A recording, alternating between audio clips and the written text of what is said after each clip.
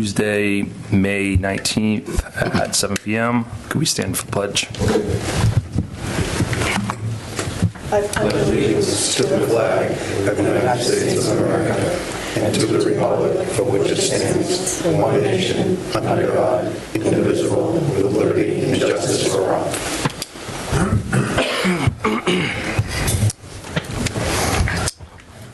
Just on the chairman's announcement, just want to, I came across that there's 211, which is the locations for, since we're doing with the extreme heats and stuff like that, so they're registered. So I know the senior center usually does things for the seniors. So I know we got the next few days and probably into the summer, we're going to have some pretty hot days. So just want people to be aware of those cooling centers and opportunities there.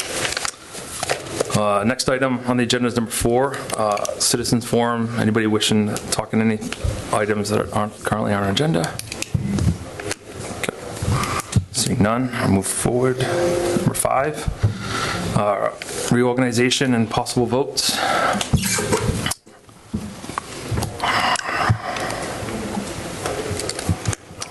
You looking at me? Yeah, good. Do your thing. Trying to figure out where that Echo? other sound feed is coming from. As is the usual, we'll open the floor to nominations for chairman of the select board. I nominate Les Stevens as chairman of the board. Are there any other nominations? Hearing none, how does the board vote? Aye. Aye. The ayes have it, Mr. Chairman, your meeting. All right. So next item would be for vice chair. Open nominations. I would nominate Tim Bowman. Second.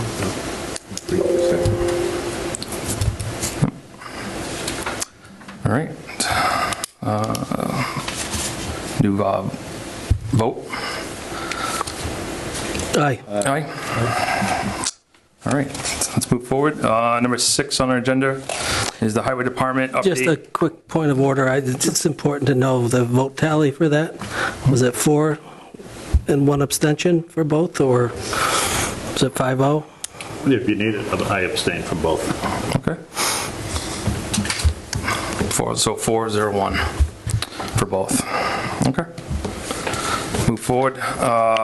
Number 6, the highway department update, paving update, and Manchog Road discussion and possible votes. With us is... Good evening, Adam Furno, Highway Superintendent. Well, sir, seems like you're a busy man this spring and summer. Never end. I'll rattle through this as fast as I can.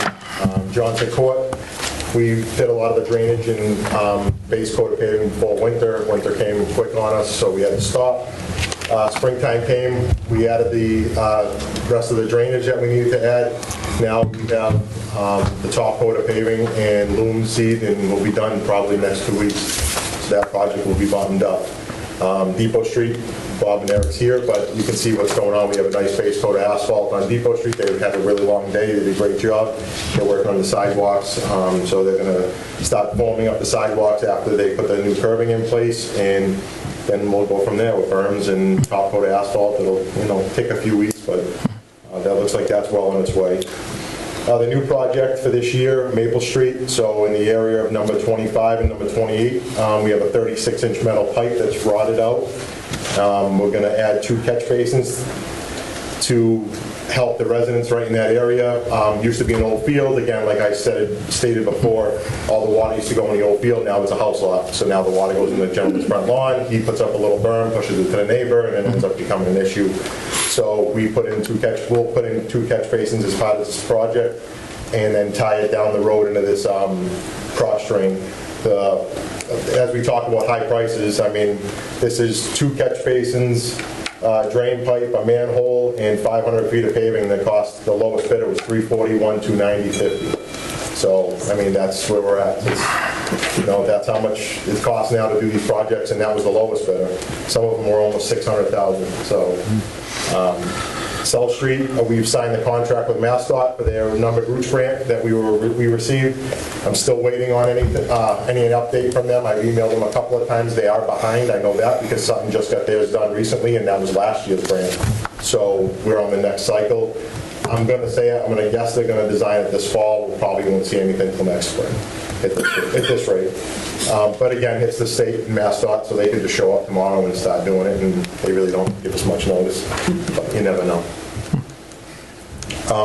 Recommended paving project. So this is what I'm here to present to you folks for votes for FY27 and FY28. And the reason I'm bringing both up at the same time is Southwest Main Street from Wallen Lake Road to Streeter Trail is near Bad Luck Pond. It's going to be extensive conservation work, so I want to give myself plenty of time to go through the conservation with the engineering, have it designed. So if I do that, that's my FY28 project. So if I have enough funding to get that designed, not constructed, but designed this year, and then also while we're doing that, Northwest Main from Ledge Stone all the way to the Sutton line, which is another horrible spot. We can get that done and paved. The drainage on that road will be, the highway's going to do 2 cross drains as maintenance, and then there's some swales and a little bit of repointing at the very last culvert, which isn't going to be replaced, because if that was replaced, it'd be over $1 million just for it'd be a bridge, it wouldn't be a culvert the way it is. But those are the 2 projects that I'm presenting to you today. My estimated cost, I'll just go through this quick. My estimated cost for Northwest Main is going to be $776,000, and my estimated cost for Southwest Main is probably going to be between 1.2 and 1.4 million. So, and that's estimated. Again, I hope I'm wrong, but I'm just doing the numbers out with all the cross drains and the drainage that needs to be done on Southwest. I think that's probably where we're going to be. There's some ledge that needs to be blasted out of the way, so it's probably going to be in that ballpark. Again, once we get it engineered, they'll give me a cost estimate. They've been pretty accurate, within $20,000, $30,000 the last couple of times they've gone out. So this is my estimate, not theirs. Future potential for the next FY29, I'm looking at Martin Road. I mean, it's horrible. I'm looking at the spots that we patch the most. How bad is everything? But Martin Road, they're going to break it up into 2 sections. I'm hoping to go from the SNET, the old railroad bed, all the way to U Street. And I have some drainage I'm going to install this year in a couple of spots, at least to get some water off the roadway. And then hopefully we can pave that section, which does about 5,400 feet. And then the year after, maybe we can do the other 3,600 feet, again, depending on how things go. And up on North Street, I know Bob and Eric's working on MassWorks grants for some other water stuff and all that, so that was always on my radar, but I don't want to, of course, we're not wasting money, we don't do that. So they're going to update some water lines and maybe a tank and some other stuff, so that is on the top of the list too.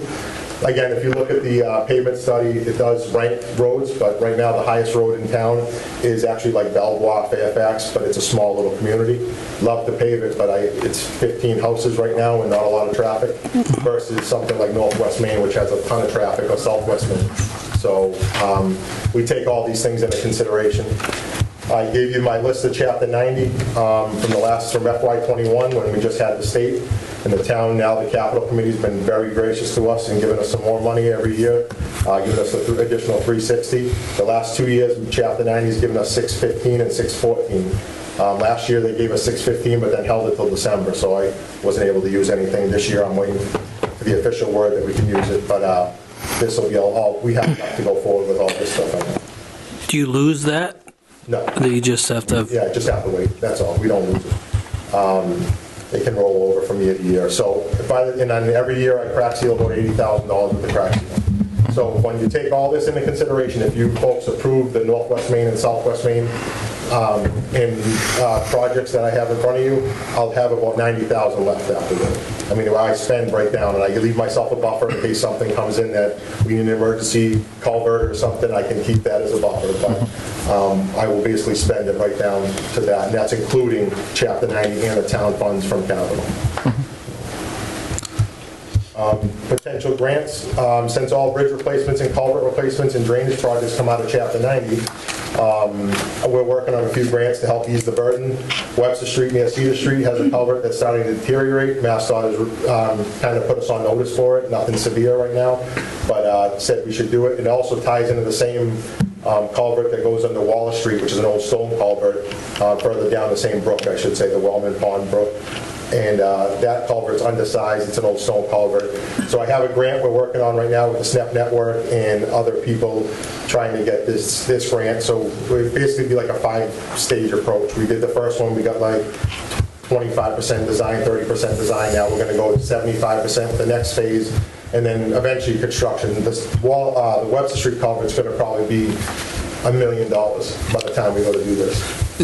Is the Webster Street culvert, is that the one right past Wallace and everything? Right past Cedar Street. Cedar and- Yeah, yeah, right Cedar and past Wallace. Cedar, yeah, Cedar on both sides, so Yep. right past that is a culvert. So that's going across all, Correct, and of course, it's a main route in our town, so it's going to be difficult to shut that down to one lane when we go to do this, so however we're going to have to do it, but that's, for them to figure out, and Yeah. there's no real detour around that. I've had to run, when we had a bad accident with the loader, and go around through Webster, and that took me over an hour with the loader to get around, so I know what it's going to be like. is that culvert going there, right? Is it a metal culvert? No, it's actually concrete. Currently? Not a box, yeah, currently it's a concrete, but the concrete's deteriorating. Okay. You can see rebar on the edges. Okay. They've gone in there. We had beaver issues, yeah. flooding and things that could cause deterioration over the years. Okay. So it actually, like I said, inside is in okay shape, but like I said, it's not anything that's right on their radar right now, but they put us on notice for it. Again, we also have a culvert at the end of Southeast Main Street at the Uxbridge line. They put me on notice for it this year. They said the one pipe, the water's getting between the two pipes. Yep. And it caused a sinkhole, which we patched. He says he's going to put us on notice for that one, and the one at Dudley's Pond on Southeast Main also, because he said there's no cover on that, and every time, since we have truck traffic driving on these roads now, the pipes flex as they're driving over. Yep. And that's a plastic pipe that was put in probably 25, 30 years ago. So those pipes are flexing, and he said the reason that is it doesn't have any cover. Basically we would start further back, we'd raise the road, and we'd come back down, repoint some head walls. But right now, Bob and Eric and I are just starting to work on the grant from MassDOT for the far end of Southeast Main at the Uxbridge line, trying to get that applied for, and we're going to go from there. Is there potential with the Route 16 with the Webster Street grant, because they did a lot of work? When they were widening it, they were doing the fabric and all the improvements. Yeah, So that might be potential of, because that is Route 16, that is both Mass. That was the numbered routes grant, which we're getting for South Street. Okay. It's the same, they don't do drainage though. Yeah. So like we had to add the drainage on South Street. We had one spot that was ice. They won't add drainage. They won't do culverts. Okay. They don't want to do any of that. They just want to basically mill it down 1.5 inches, 2 inches and pave it. That's what they're looking for. Unfortunately, you can see the complaints, like people in Sutton were complaining that they never fixed the issue. They just milled it and paved it, put it back the way it is, which, hey, we're all want to take whatever we can get. But the fact is I try to address issues, as we go, because it's, in 10 years from now, I don't want it coming back that we did a crappy job after 4 years and it's already starting to crack and deteriorate. So that's kind of the goal we put into this. And again, I think I always write this in here, 83.6 miles of public roads and 15 miles of private. The pavement study can be found on the town's website. The pavement study shows that we're having an $18 million backlog of road paving for public roads. We've asked many times how we determine which roads I bring forth to you. Like I said, I've taken several factors. Condition, PCI, but also traffic, and what kind of a road is it? Is it arterial, collector, or is it just a back road, smaller scenic road type thing? So we take all that into consideration. We try to do the best we can. Smaller streets take a back seat to the main roads. We spend about 2 to 3 days a week patching potholes, and the capital committee, town administrator, been great getting us a second hot box. Right now I only have 5 guys. One of my guys is on long-term medical, but should be back in the next month. He's been out for about 2 or 3 months now. So we're down just 5 and myself. So we've been working nonstop trying to keep everything up. And then, I always tell every resident who calls, the highway department would love to pave every road in town. I would. If I could, it would. That's not realistic. We all know what the numbers are. You see the numbers I bring forth to you today. You know, you look at that, if the state goes back to giving us $360,000 and the capital gives me $360, that's just 1 year. All I'm going to be able to do is the Southwest Main project, and that's it. I can't do anything else. I can't start the next project ahead. You know, so it depends on how Chapter 90 rolls after these couple of years. So, yeah, so basically I'm looking for a vote, if you guys accept it, to do Northwest Main construction and design and construction and Southwest Main design. Cool. Any questions? Open up for questions? No, I work closely with Adam through capital with this, so I agree with his assessment. Good. Ross? No, very well laid out. Very well laid out. I understand the situation and the costs and everything that's involved, so. Yeah, I mean, I'll just say, Johnson Court, you know what I mean, the guys have done a top-notch job on that road, and I know those folks waited, you know, their turn, so, you know, Depot Street, you know, is, you know, getting done and being funded from, you know, the new water lines and stuff, and, you know, we're fortunate to get South Street grant, that's a huge effort, right, and, you know, was it 2.4 miles approximately? Yeah, so it'll be over $1 million they're going to give us. So of a grant. Paving, So of a grant. So, I mean, we can't complain about that one. Yep. And we're still using all the regrind and repurposing that in ways we can. So. Exactly. We use it all the time. Yep. So we're worthwhile. And I think the second hot box is definitely worthwhile. Oh, so. absolutely. I Absolutely. think that's paid off. And you know, again. Hot mix is better than cold mix, you know? Yep.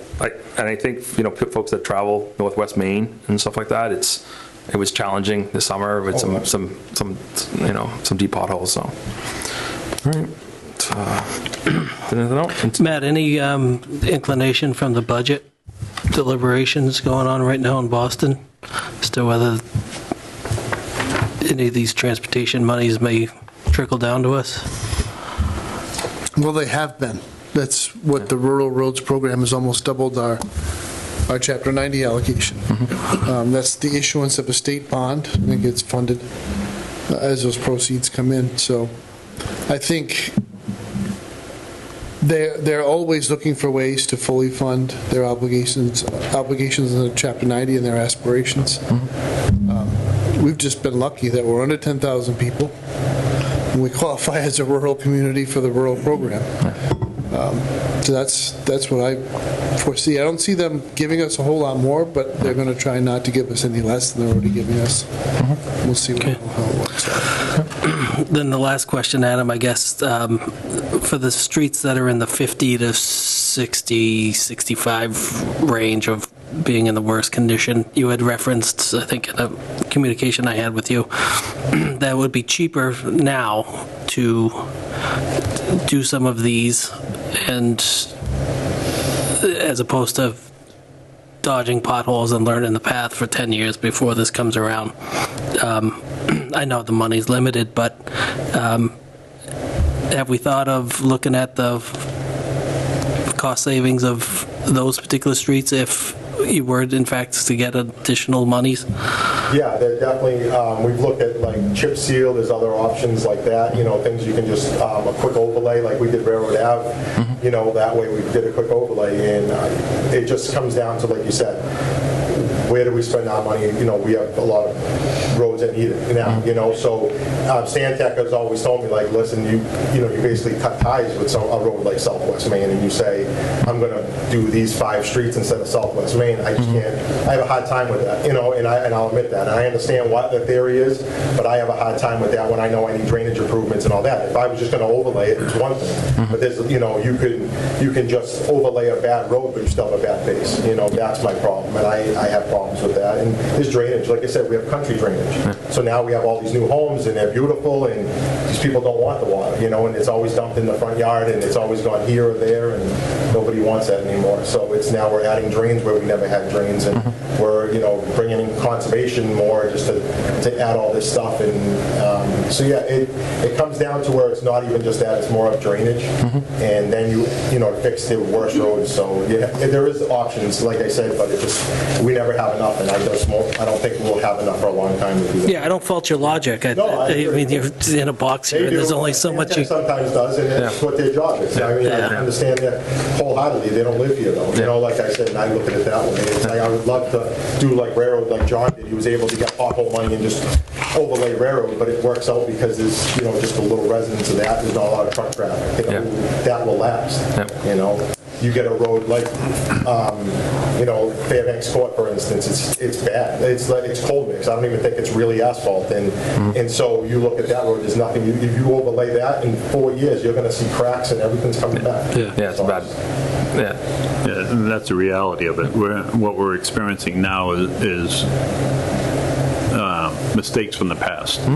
So as Adam's been going through these roads, he's doing them properly. It's only as good as the base. So you can put a Band-Aid on something, make it look good for a year or two, but you're going to cross your fingers every winter that it's going to come up with the plow when you go down the road. So you think you're saving money, but you end up spending a lot more in the long run. Yeah, and some communities don't even put paving into their capital budget. Such what we've done, and I think that's helped move the needle. Again, better than just getting the Chapter 90 money. So it's at least something moving the needle in the right direction. I mean, again, other communities don't do that, and at least we're chiseling away more and more. The 612 that we're getting, if that continues to 615 plus the 360 from capital, that's almost $1 million a year. That's a great number. From where we were. And South Street, I think, is a perfect example. The work that was done over there with the drainage and everything like that. I know it was an adjustment for folks, but the drainage will actually preserve the road longer, and versus, the water pooling on the road and then just eating away at the asphalt. With Northwest Maine, which put it down the road, get it off the road in several areas, it's not going to be as bad. Yes, new asphalt, of course, but, it's not going to be as bad. And that's what you want. Southwest Maine the same way, get the water off, people won't notice it. It's come a long way. So basically, I think I need votes from you folks if you're willing to go forward with Northwest Maine and Southwest Maine. Northwest Maine design and construction and Southwest Maine design. You ready for that? Sure, entertain a motion for it. Make a motion to approve the paving project for fiscal year 27 and 28. Motion by Mike, seconded by Ross. All in favor? Aye. Aye. Thank you, Adam. You got another one on this as well? Manchog Road discussion. Oh, yeah. Second half. Go ahead. So the state engineer, so Manchog Road, let's start over, jump into that. Manchog Road's a state road. We don't own it, we've never owned it. So there's a little cutoff, that was old Manchog Road, right before St. Denis Cemetery, it goes off to the left. It's a little, almost like a horseshoe. And that was the original road for many years. They made the bridge, shifted the whole road over to where it is today. That little cutoff had one little house at the end of it. That house has been torn down. There's like 2 new houses, I believe, and a 3rd house lot down there. I'm not sure if it's 2 or 3. The third possibility of a 3rd house lot down. The residents have complained since 2014 to John that they want that plowed. John's like, it's a state road, call the state. It's been back and forth anyway. There's been many discussions on it over the years. John pushed back, this and that. So we now are at the point is the MassDOT's willing to give us a couple options. They will either pave it and we can take it over and plow it, and it's a little narrow road, it's very tight.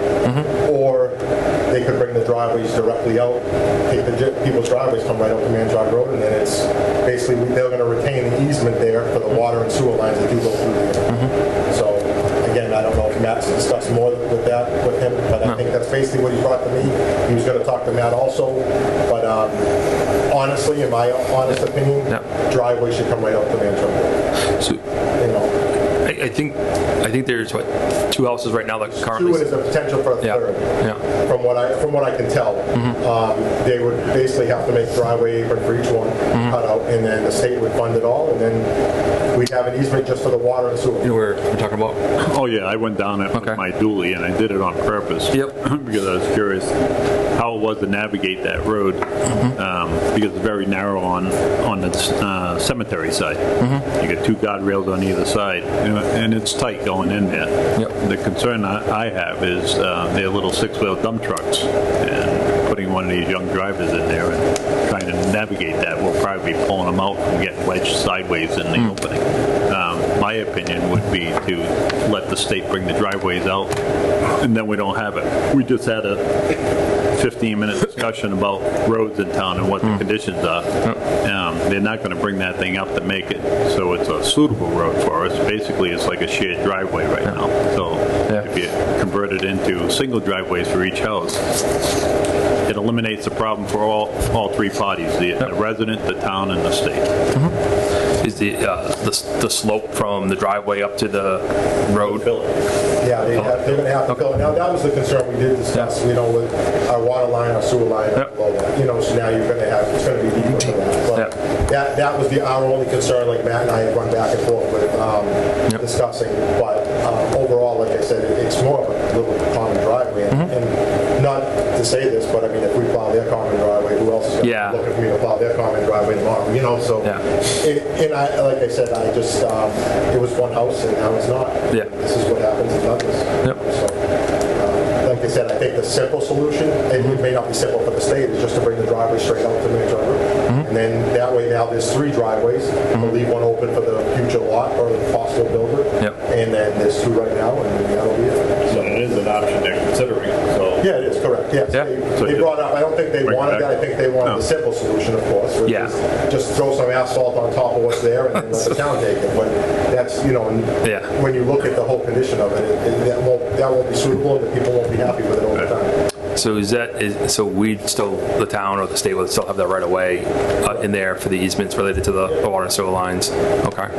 And then and the state's going to design the driveways and incorporate those? Yeah.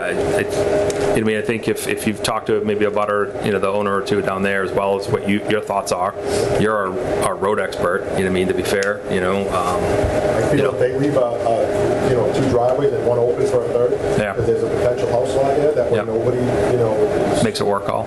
Screwed over, you know, by locking it in or whatever. I think that's again, it's the state, let them spend their money to do something that's on their road. it's not going to be a beneficial liability to inherit. The property, the property between Old Manchog Road and Manchog Road is owned by the state.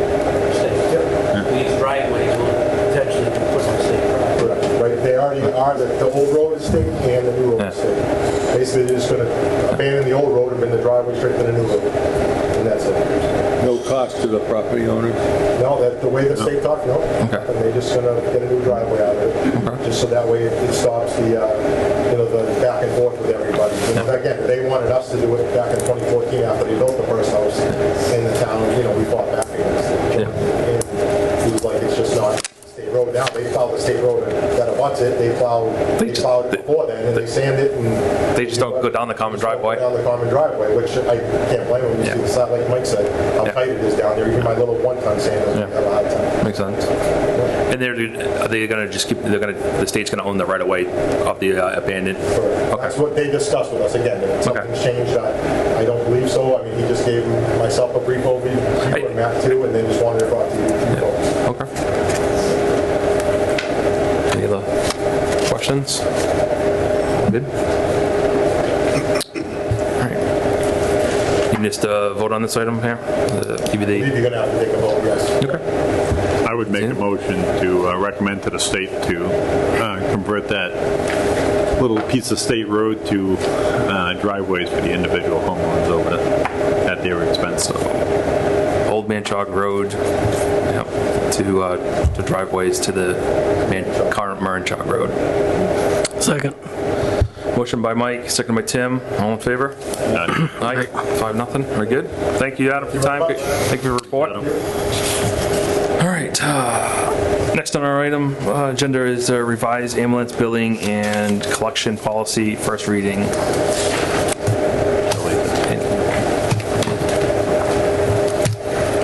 Kelly brings a big laptop and everything. Not that big. Not that big. I have the document on the laptop, just easier than filling some trees. All right. So, all right.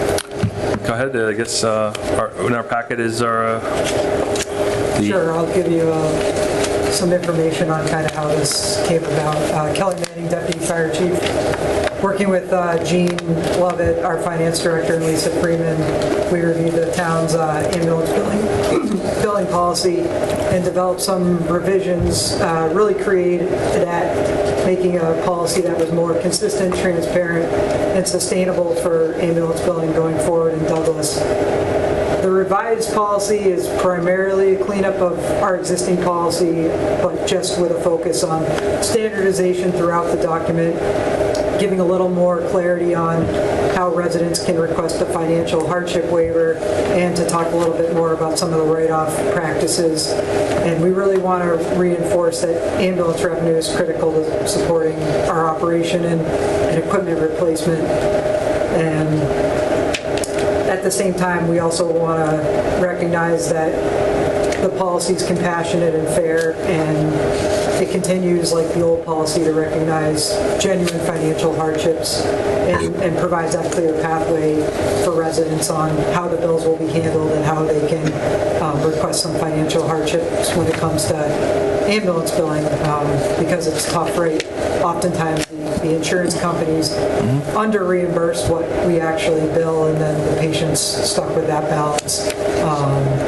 But we need to figure out a way to ensure the collection of that to keep our service sustainable.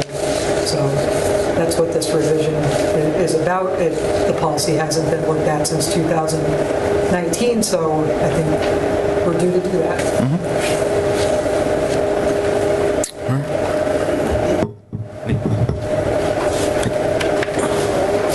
Questions to the board?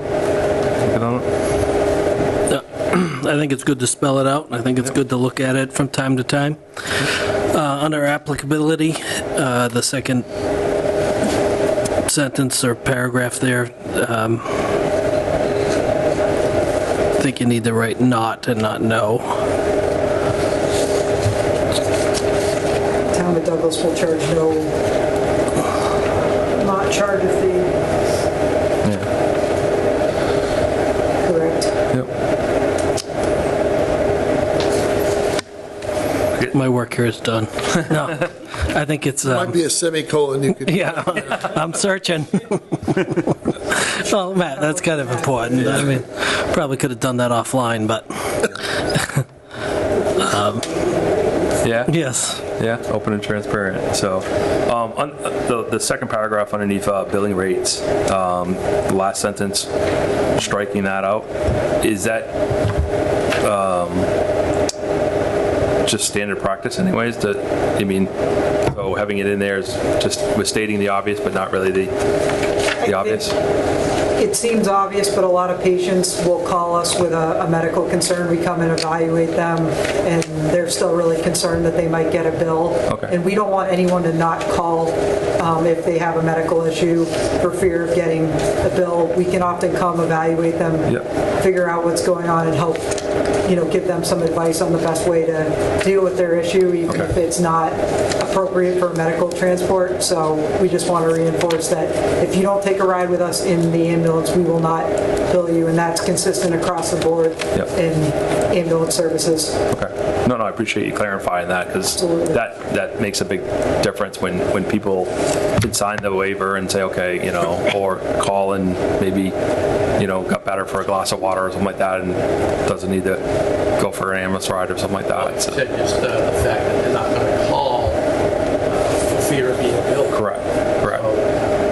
Yeah, that's the big thing, because you don't want people fearful of that, of if they're in need and stuff like that. And you'd be surprised how many people think that they're going to receive a bill anytime you show up, and that's not the case. Yeah.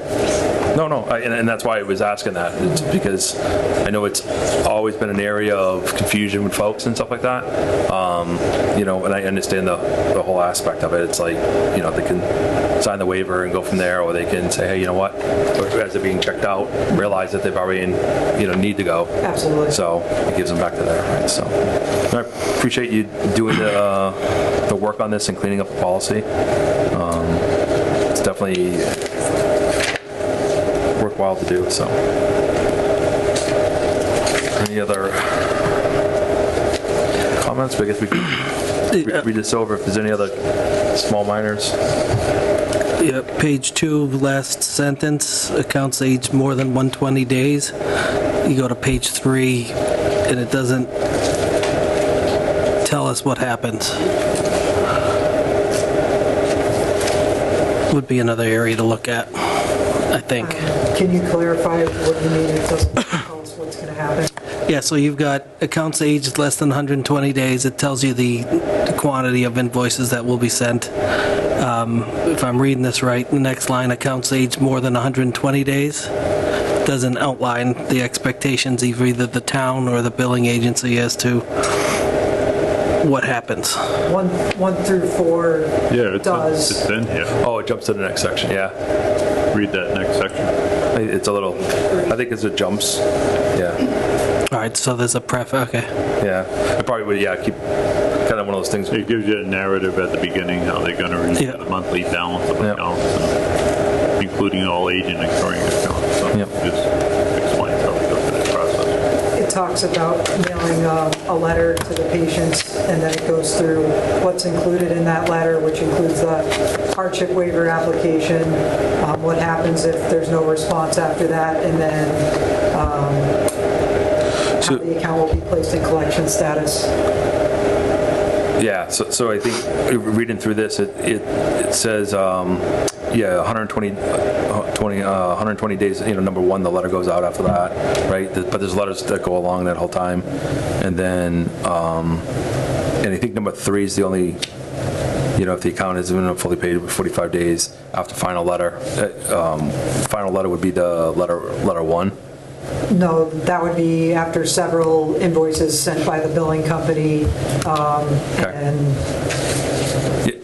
Yeah, okay. I just was looking for like the timeline of when final letter and everything like that, so, no, and then you state the next step, step 4, regarding collections and refer to from over there, okay? And the waivers and stuff like that. On the waivers, okay, I just want to read this over later and stuff like that, like, because I know what other waiver opportunities and stuff like that could be, hardship and stuff like that, but like, I think of folks that are like widowed and stuff like that, or, but again, I haven't read through this deep, so I'll take a look at it just to make sure. But I think you mostly will capture all that, so. Any other comments about the first reading? No, first read looks good.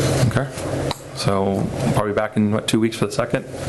Get 3 readings on this. So, all right, we get the first one. We'll go from there. Appreciate it, Kelly. sounds good. Thank you, Chief. All right. Moving forward, number 8, sign the waiver for the Douglas Village Package Store Impossible Votes. Mr. from the Signorama. Hello, can you hear me? Yep. All right, great. My name is Mike Wood with Signorama, representing Douglas Village. Should I continue? Sure. Yep. You've got. Thank you. So in the last meeting, appreciate the time that you gave us to figure this out and address the concerns. We had the concern of the property line and also the sign itself. I took this back to Douglas Village. We met with Hawk Consulting on the property, and they're confident that the building starts at 7 feet from the property line and increases to 9 feet. I then explained to Douglas Village that we need a sign that is more vertical, and we should provide some buffer on that property line. So in these proofs that were created, this is to scale. And Douglas Village really wants this 60 by 60, but I also put in here this 48 by 60 as something more vertical and in line with what I think you were describing that you wanted to see in the last meeting with a 4-foot extension from the building. Any questions for the board? Yeah, at the first meeting, they submitted a site plan, or we had a site plan that showed it was 4.9 feet from one side, in one corner of the building, and then 6.9 from the other. Now he's saying it's 7 and 9. So the building's actually not where it was on that plot plan that was submitted? That's what I'm looking at too, because if you look at the scale, 1 inch equals 10 feet. So plot plan either needs to be revised or, there's something changed there, but I spoke with the person at Hawk, and that is what they explained to us. We're at 7 and 9. Was that scaled off a copy? Or was that scaled off the original Mylar? Or was it? The scaling in the photo is from my photo, using 4 feet on the sign in M1, 6 feet on the sign in N1 and O1, with a mark showing where that property line would be at 7 feet off the corner. And I'd like to push that sign down towards the other end of the building, away from the picture, or the perspective of the picture, so that it is increasing the gap between the sign and the property line. That's the question I have with the property line.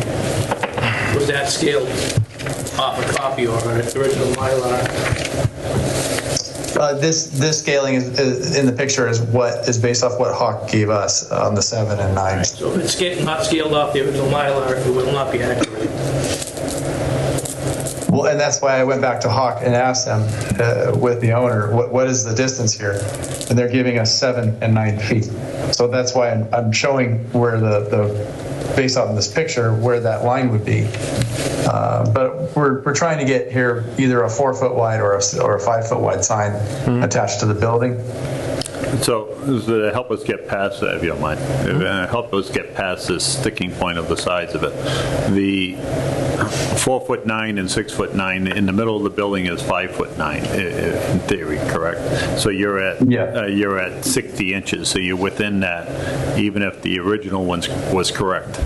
So you're within. Yeah. I had asked Lisa Freeman to send you an email and find out if this sign was illuminated. Is it illuminated? It is? This sign is illuminated, yes. It would be on a timer. Any idea what the hours of the timer would be? Completely open to your suggestion. The only reason I'm asking is even though it's in the village business, there's still a lot of residential around it. So absolutely, depending on how bright the sign. It could turn off at it could turn off at 9 or 10, freaking 10 o'clock, and would not need to be on in the morning because they don't open until I think liquor stores don't open until 9 or 10. Yeah, you wouldn't see it either during the day. So. Yeah, you wouldn't need it. You wouldn't need it on during the day. Yeah. 10 seems pretty reasonable. Good. Tim, you got anything? What kind of lighting is it? It's internal LED illumination instead of the old fluorescent bulbs. We use LED pucks now. Is this So this is not a changing copy. This is not a message board. This is a static sign with internal illumination. Okay. And the sign's going to be located in the middle of the structure? We're proposing in the middle, but if you'd like to see it moved over to increase the distance between the property line and the building, the sign is certainly open to that. Is there an upper window in the center of that building on that end? I believe at the top of the stairwell is really close to the center. There is a window there, but there's bracing on either side if we put it in the middle, or to the left or right of that window. Over the window, I don't know. I think it'd be under. Possibly in the window area. Yeah. We could put it to the left of the window. Yeah. One other question. During the installation of the sign, you plan on using a detail as you're going to impact the road traffic? Chain link fence. I'm sorry, can you repeat that question? During the installation of the sign, since it's on Main Street, since you're going to involve equipment to hoist the sign up there, bolt the sign up there, and workers down there, and you're close to Main Street, you're going to involve and have a police detail? Sure, absolutely. If that's required, then we're happy to do that. Generally, when we apply for the sign permit, it is determined in that process whether we need a detail or not. In this case, I'm happy to use it. We can make that part of the condition of approval. So, Just one more question on the light. Is that is it going to be really bright, or is it just a No, it's pretty conventional to other signs that you see. It just causes the sign to glow more or less in the evening. You know, it gives it just visibility. And we can use less lights if you're worried about it being too bright for the neighbors. With that LED, could we dim it if it's determined 6 months from now that it's too bright? Sure. Yeah, if you decide it's too bright, I can adjust the number of LED pucks inside. There's a formula for how you do it. They're 18 inches apart, and we do 2 runs around the outside. We could, increase it to 20 or reduce the number of runs around the inside of the cabinet. Thank you. Ross, anything else? Well, so basically on Mike's theory where it's 4.9 and 6.9, 5.9 in the center, which is true. If this sign is in the center, it falls within property line. So any one of these 3 signs will work. They would be very happy with the middle sign, N1. Would really appreciate that. What's your thoughts? What do you guys? So that'd be a 60 by 60, right? Yes. I know that's what they've really hoped for. I had my heart set on M1. Yeah, I thought M1. M1? Yeah, I think that takes the buffer close to the property line. Well, it was just a vertical sign. Yeah. They're all pretty Haven't said that. Matters very little. whatever you want. Thoughts, Ross? I'm open to any one of them. They fall within regulation, so. Yeah. Well, your square footage or square inches or whatever. Yeah, That, I'm partial to either one. You know what I mean? I get the business owner wants to advertise, you know what I mean, if it's in their property space, but, you know what I mean, a reasonable size sign is a reasonable size sign, you know? you're 2 stories up, 2.5 stories up, it's not gonna look as big. It's still 5 feet. Yeah. It's good size. Yeah. 5 feet gets Take a smaller. wager on that. I already owe some tacos. 4x5s. Does that, the width of that as presented here, does that include the bracket and the few inches? Yeah. It does? Yeah, the bracket included is 5 feet. Okay. So, Mr. Chairman, if you're ready, I'd make a motion that we approve the N1 Nancy 1 sign at the request of the town business owner with the condition that we continue to monitor the lighting and offset the sign to not be in the center. You want to add the police detail to it? And the police detail. Perfect. All right. Second. Motion by Tim, seconded by Mike. All in favor? Aye. Aye. Well, thank you for your time. 5-0, we'll move forward. Thank you. Thank you, Mike.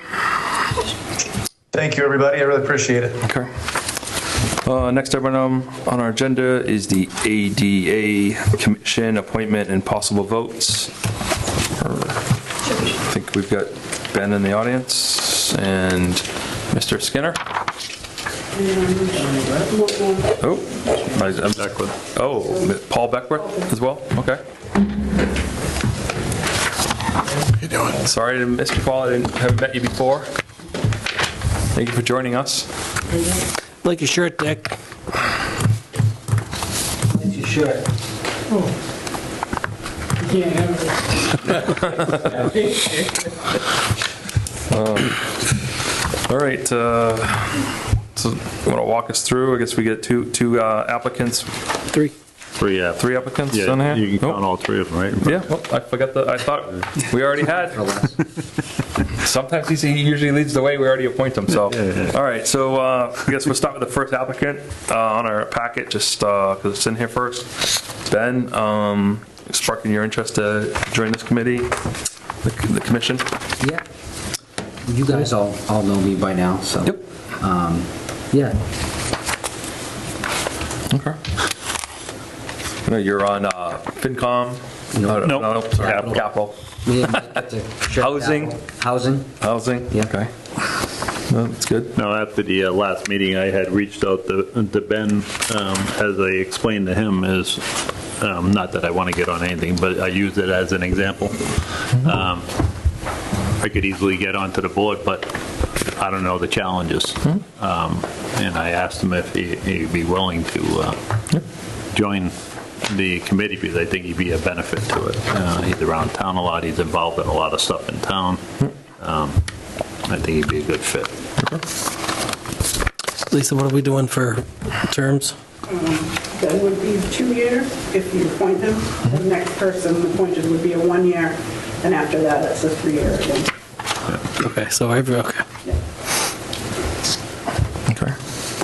But before we get into picking people, so then nobody, or appointing people, I should say, so it's not controversial, just a thought is, being a newly formed, probably should consider how many people you want on it, right?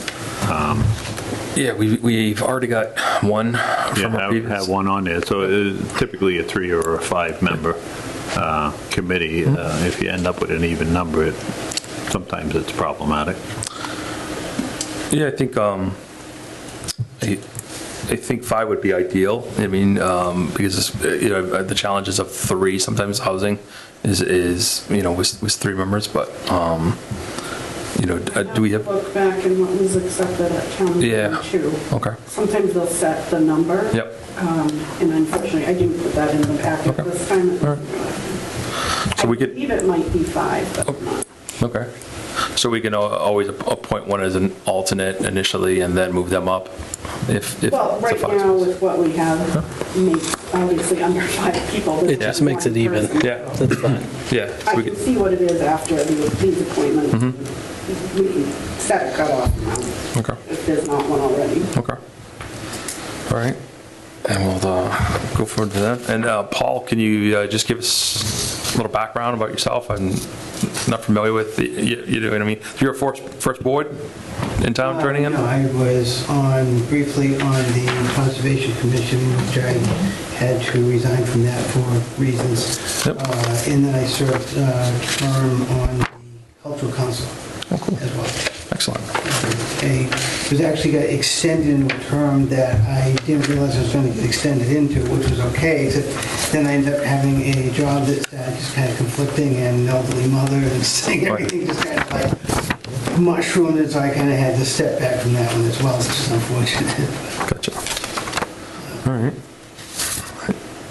I think this is the 1-year term, and then we go 3 for the What? So it is open for a 2-year, Yep. a 1-year, and then one of them will be a 3-year. Okay.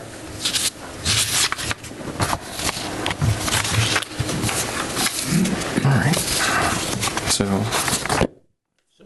Do any of you have a preference for what length term you would like? Preference for what? The length of your term would be a 2-year, Yeah. 1-year, and then we'll be up to a 3-year also. We could end it yesterday. It's a minimum of 5. 5, okay. So we'll have 5 members. Okay. So this works out even if the 4 get together. One more. Yeah. So that's okay. Yep, it's good. Would you want a 3-year, Ben?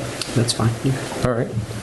So, yeah. And then, Mr. Skinner, I think most of us are familiar. You're involved in Board of Health and a bunch of other activities with the seniors and everything else. So, I think we're And pickleball. and pickleball. The pickleball league. Yeah, that's been great.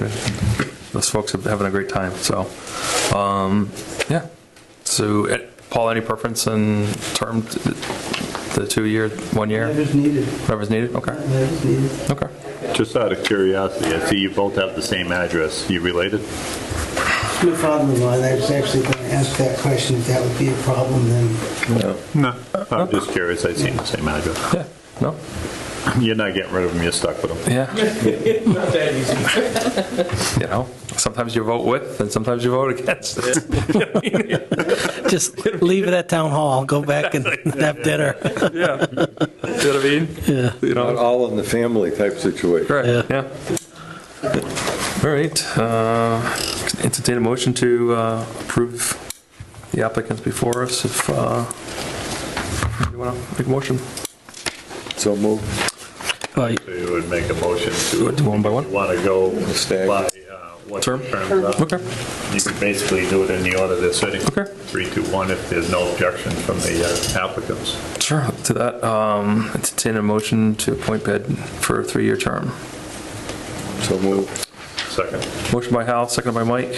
All in favor? Right. Aye. And next in up is Paul Beckworth to a 2-year term. Make a second. Motion by Mike, seconded by Ross. All in favor? Aye. Aye. And Mr. Skinner to a 1-year term. That could be renewed after the 1-year term, so. You wanted yesterday. So moved. Second. All right, motion by Tim, seconded by Ross. All in favor? Aye. Aye. I appreciate you guys volunteering and stepping up and stuff like that. Much needed. Fills a big void in our community by having this commission. So, Step is town clerk, right? yep, town clerk, you know, the Sworn in. sworn in and everything like that. And sworn I in. will give you your letters tomorrow, and then you can get sworn in. All right, thank you for the time. Appreciate it. Thank you. All right, next item on our agenda is 120 Gilboa Street lot and food trucks and Riverwalk discussion. So.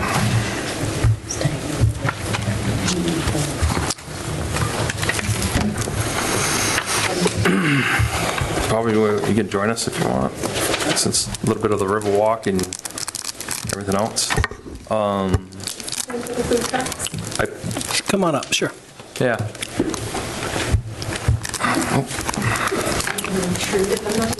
No, good evening. Just introduce yourselves and go from there. Bob and Eric, Town of Douglas Economic Development.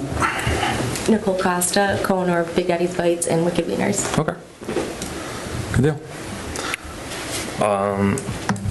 So I guess I put this on the agenda just because of, there's a lot of interest in using the parking lot and stuff like that. And I think we've want to make sure everybody has access and it's very open for all, right? Because it's town-owned property.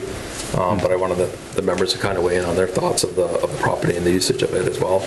I know we've talked a little bit or seen some plans of doing a river walk and a loop and stuff like that. I know Bob's working on some aspects of that. So that's the main idea of this. But I guess your business is interested in utilizing it? Absolutely. We've been in Something. talks with Peter DeCaro, if I got that correct. Okay. And, provided all the necessary information, documentation, the agreements and whatnot to set up with him. And then in speaking with Lisa, understood that it would be, beneficial and, expected to come before the board, want to do my due diligence, especially with it being town property as well. Can I just give you a little background before you jump into a deeper conversation? Some time ago, before the DeCaros bought this building, or it may have been just right after they bought it, this piece of property, along with several others on that side of the road, were all in common ownership.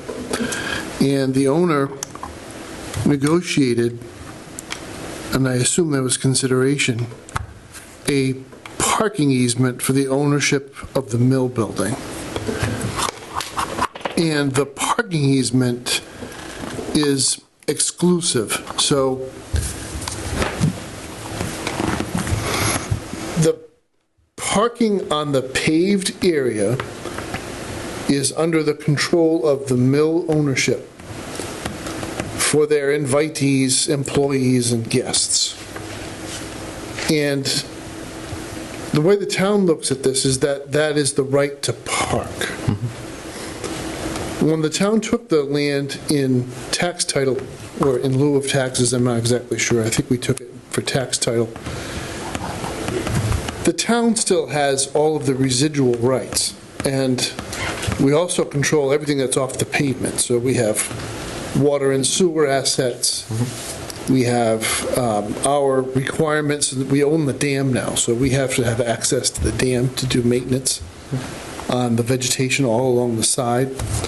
And now, after several more rounds of tax title or payment in lieu of taxes or exchange in lieu of taxes, we control all but one parcel on that side of Gilboa Street.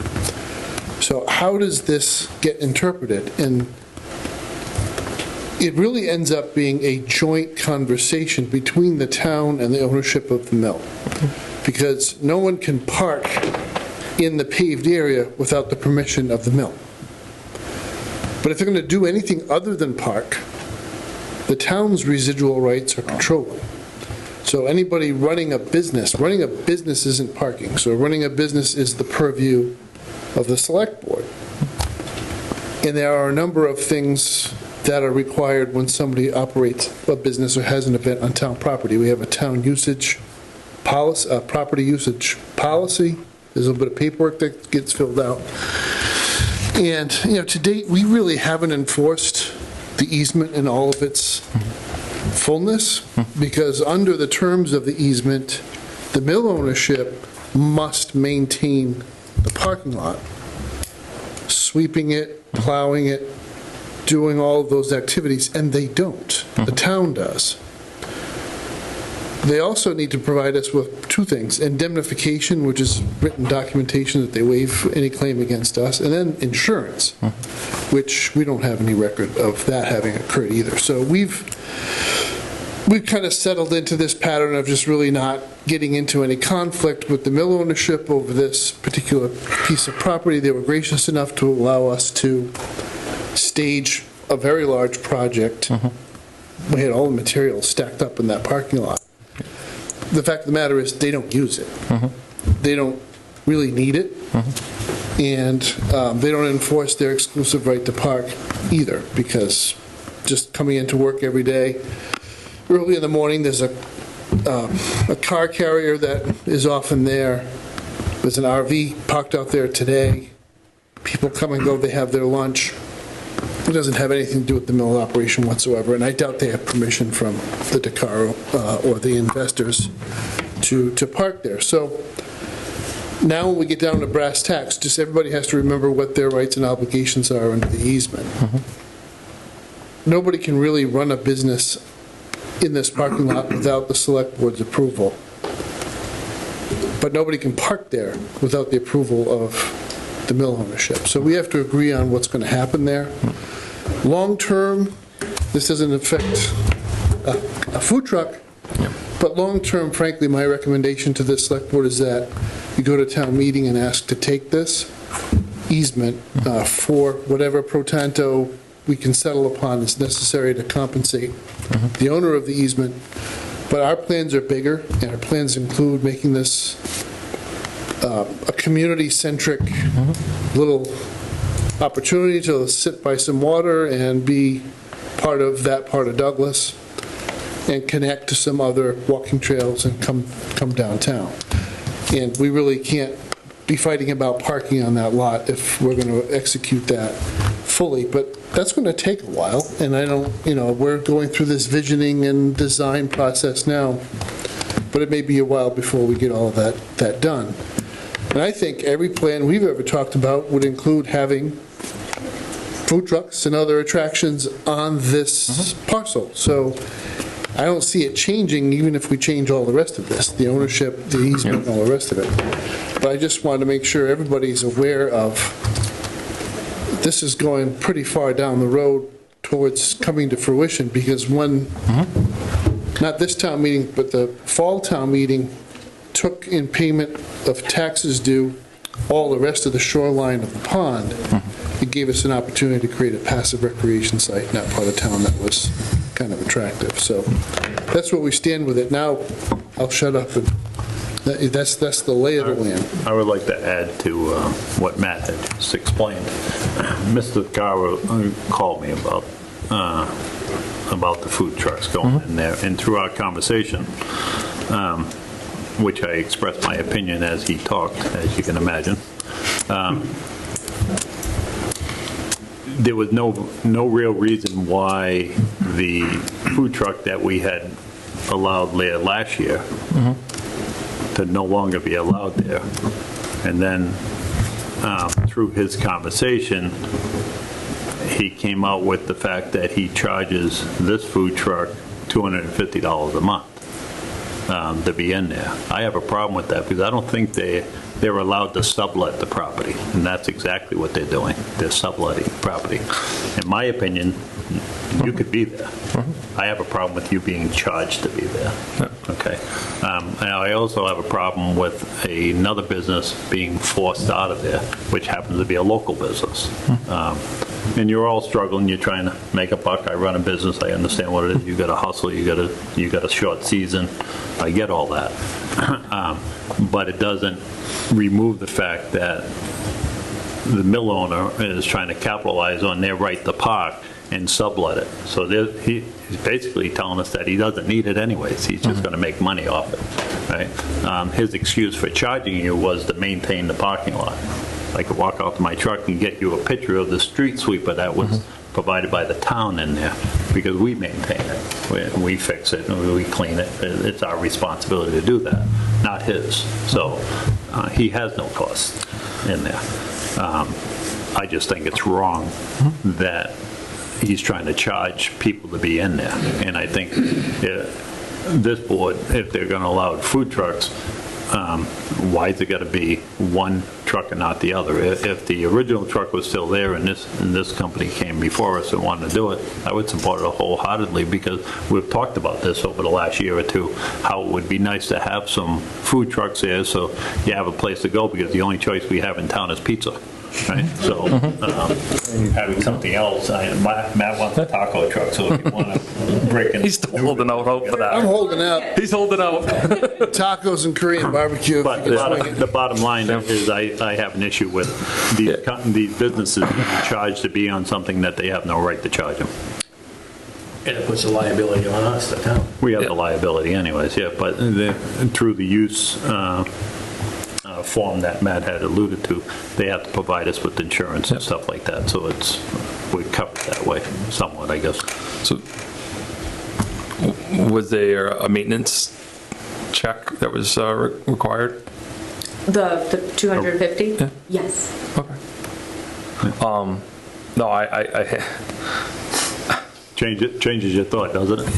Yeah, you know what I mean, it's almost like putting a toll booth on an easement, that you really don't have a right to have the toll booth.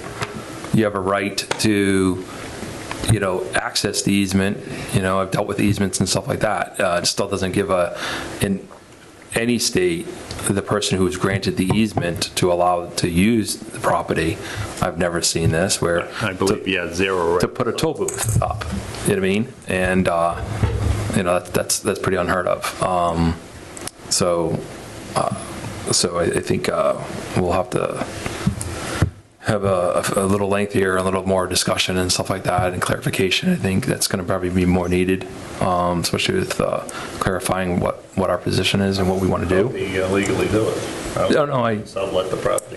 No, I don't think so either. But I think I think we've got a Matt has made a recommendation, thoughts on it, and I think what's the board's thoughts on the long-term plan of that of taking over the easement, or at least investigating. I would support that 100%. I like the vision of what's going, gonna come to fruition down there. I absolutely do. But I think with the lack of information and facts, this is probably a topic for a future discussion. In depth, we don't really have anything really to talk about until we know what's going to happen with it. On the last one, just add a little bit more to this conversation so you get the whole picture of what I actually know about it. We had approved the use of that with the previous food truck, as well as the management company. Yep. Glickman. They had agreed to it. Now, the other food truck, I actually called and asked why they weren't there, and they received some different emails. So I asked them to forward them to Lisa. So there is some documentation there that they gave a reason that you have them. Yep. It's an interesting conversation, so rather make sure it's accurate. After speaking with the ownership, it has been decided that they do not wish to have a food establishment on site at the Gilboa Street lot.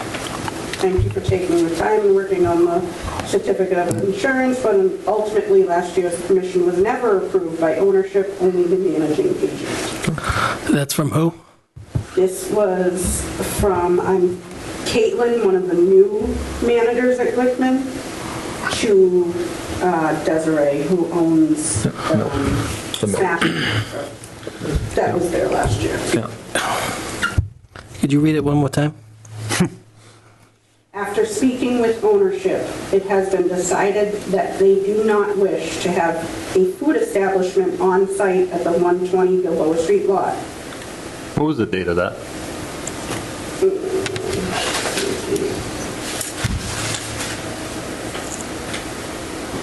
Time. It was around, it must have been March of 2025. Or 25? 26. I'm sorry, 26. So, in this spring, right? Yep. So, within a So couple. ownership, you're talking mill ownership? March 25th, I'm sorry. Not the business. But that was their reasoning for it. It just doesn't make sense. So, I would be defending you as much if somebody did the same thing to you. It doesn't make sense. There's no valid reason there to say, oh, we don't want this business owner there. We don't want a food truck. That's your reason. And then turn around and maybe she didn't want to pay the hostage fee of $250 a month. I have no idea what it is, but now, is it both of your trucks there? We have two food trucks here. Yeah, but would they both be there?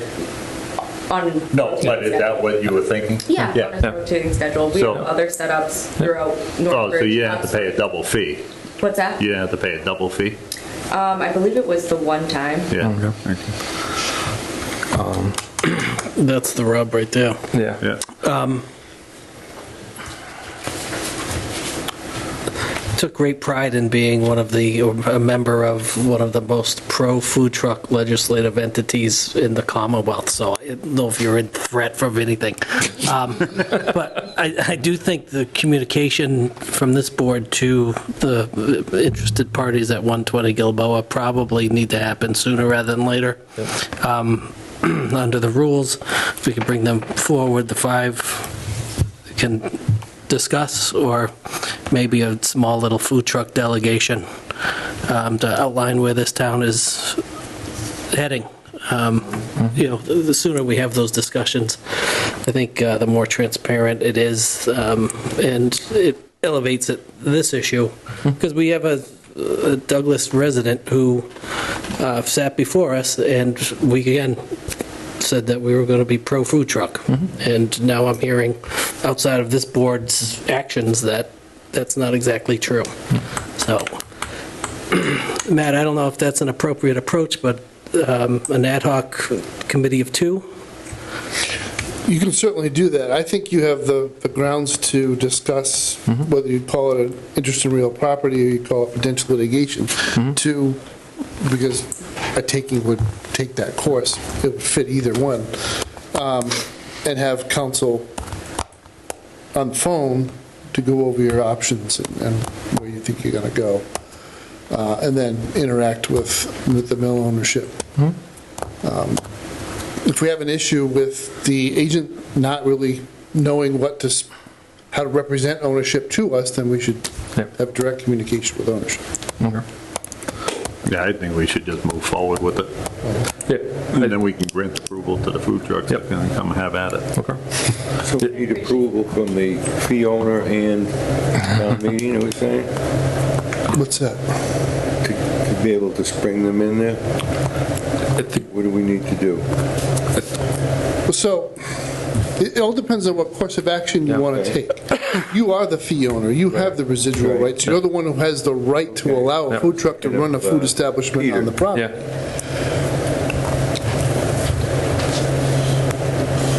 And I need to finish my sentence.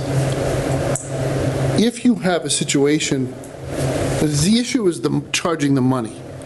If the only issue is permission to park, and the mill ownership is willing to grant this owner permission to park, and you as a board have no objection to the food establishment operating, and you say you don't want to have a policy where you favor one over the other, and I love this idea, let's be like New Haven, right? We'll just have, was that front road or frontal, what was the name of that little turn off 95? Parallel to 95. Yeah. Right on the water? Right on the water. Places the bomb. Because the idea it's the only thing good in is Connecticut. you create interest, and so everybody thrives, because one day I want wieners, the next day I want a smash burger, the next day after that I want tacos. Which on Tuesdays. But the idea is, well, that's just where I go, and I decide what I want when I get there, and then everybody has a successful business. If we start to get to the point where mill ownership wants to charge money, well, that's a big no-no. And if they want to assert rigidly their exclusive parking rights, then they need to step up and do all the rest of the things that are required. So no longer at our expense would the parking lot be plowed or maintained. It would be on them to do it. I don't think they have the appetite for it. I just think we should enter into a conversation about a taking. Yeah. Or not, something short of taking, which would be a negotiated transaction. So what do we do in the meantime when we have a Douglas food truck operator who probably built her business plan on that very location? I'm not saying competition's bad. I think that's great, but fair's fair. What do we do? Just to get the mill owner should either allow food trucks there, but not. It's up to this board to because we're the ones that are listening to them, and getting all the paperwork from them. If they have if the mill owner has a legitimate complaint and says McQueen is throwing their hot dog buns in the water, then We won't do that. I'm only using you for an example because you're there, because I don't want to be accused of picking on somebody that's not here. Then that's a complaint that comes forward, and then we decide sorry, you're on punishment or a secret probation or something, you can't go there for 3 weeks, right? Whatever the case may be, but it shouldn't be up to the mill owner. Either they can park there or not, and that's it. And if they want to allow another secondary use in there, whether it's food trucks or whatever, that's the only say they get. And then it's up to this board to determine whether or not you want to allow this business, that business, and this one to sit there. So I think we're in alignment across the board with this, pretty unified on it. I think we've got to address the permission, the fee, as well as investigate the taking and stuff like that. No, I know. Well, no, because I think speaking for myself, I've been in Cambridge where they had 5 food trucks lined up, and it was really great. There's other parts around that have had multiple food trucks, and it's a great variety. You know what I mean? I think that's the long-term vision I have, along with the verbal walk aspect of it. So, but I think we've got to get through these have a discussion with the ownership of the mill, and take that step there before we can kind of grant anything, because it's for all, you know what I mean, and we don't want to isolate any particular one that comes along, so would the board entertain drafting a letter to Mr. DeCaro stating that it's our belief that it's entirely inappropriate that he be charging subletting, and ask that any monies received be returned? I think He should return that, but I think it's real simple. Is do you want to allow a secondary use in the lot? Because you have the right to park there. I think that's about all the input there. Yes. So give them too big drawn-out conversation because she'll be selling snow cones or something. No, I think it's, it's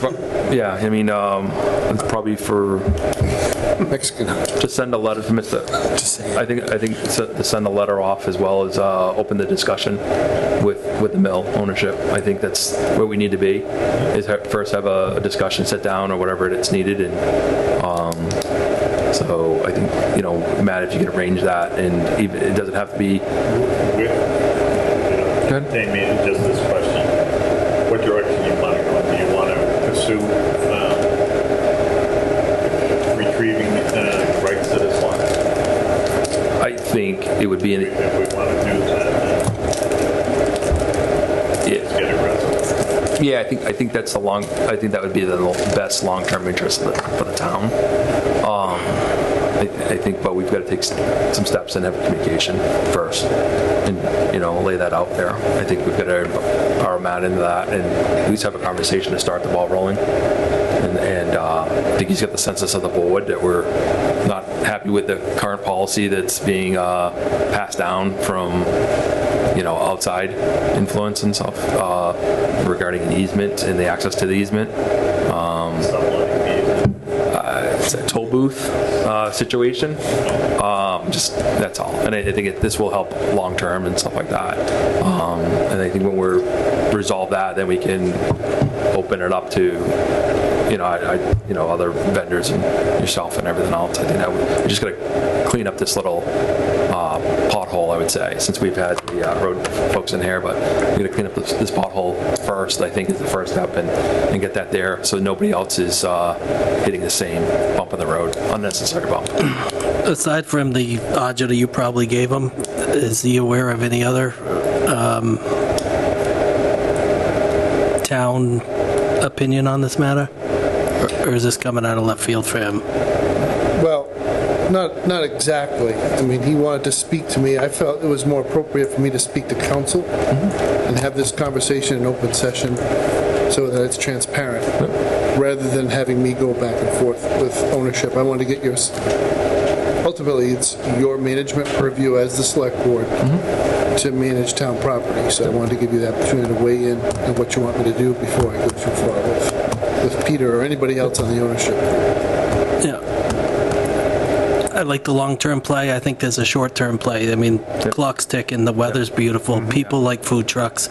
We understand that business models are, certainly when you start, right, you need to get into a rhythm, and that is happening now, and you're probably doing great. One's in a disadvantage. I'd like to see us have these discussions and get through this season in the most liberal way possible. Oh, absolutely. I couldn't agree with you more. That's an ideal spot. It should be open to all of them. Their businesses now, the goodness stores are allowing them to be down there, but now they're downtown in the middle of traffic there.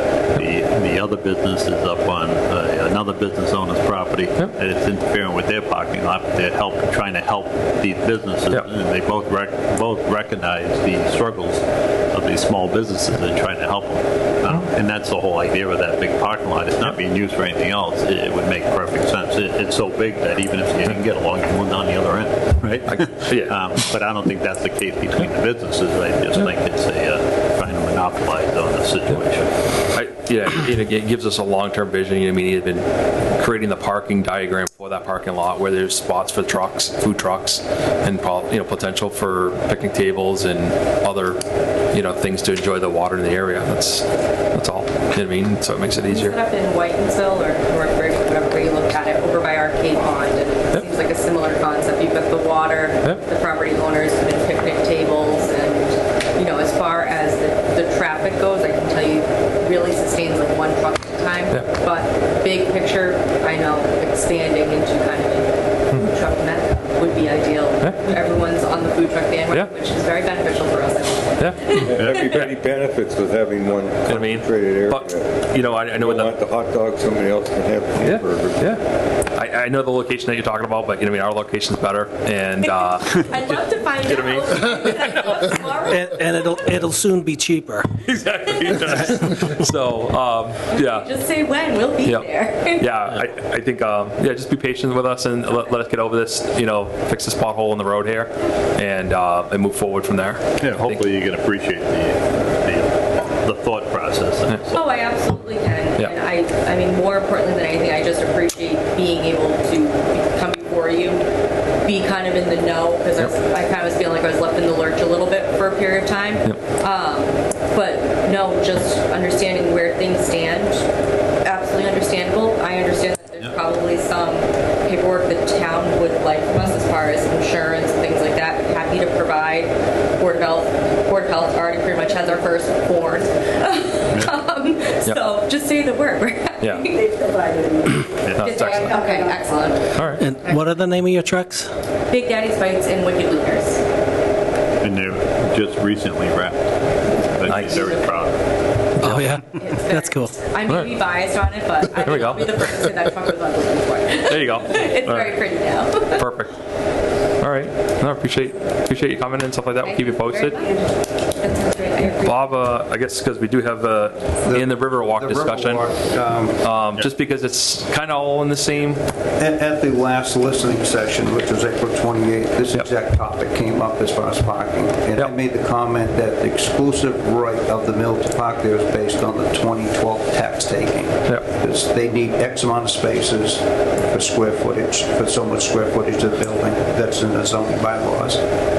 They could go for a variance with that if they wanted to, but I don't think they want. The use model has changed on the building. Correct. Yep. Back in 2012, they were talking about putting the use on some university location up there, so they would have had a lot more people in the building. I think Sigmund is looking around. So it's our property, but Yep. they retain exclusive right because they need X amount of spaces. And that's, The easement runs with the land, and it came, when we took the land, we got the easement, that had been negotiated a long time ago. Yeah, I think we just got to clean up from there, but Not for nothing, it was, Yep. yeah. council should have gone with a covenant rather You than, want to just give folks at home a highlight of the upcoming meeting that you've got posted since we're on the Riverwalk a little bit? yeah, on May 26th, we have, and it's next Tuesday, I believe, we have the second meeting with the visioning, and this is, and the key word here is this trail is visioning right now. It's a concept, it's in the concept stage. CMRPC approached the town for, I believe it's a $50,000 grant to, their initial thought was to eliminate the parking lot pavement, eliminate all the heat sinks, and we kind of squashed that because no, we're not touching that pavement. No. So we morphed into going next door into the property we just attained and having a nice trail system.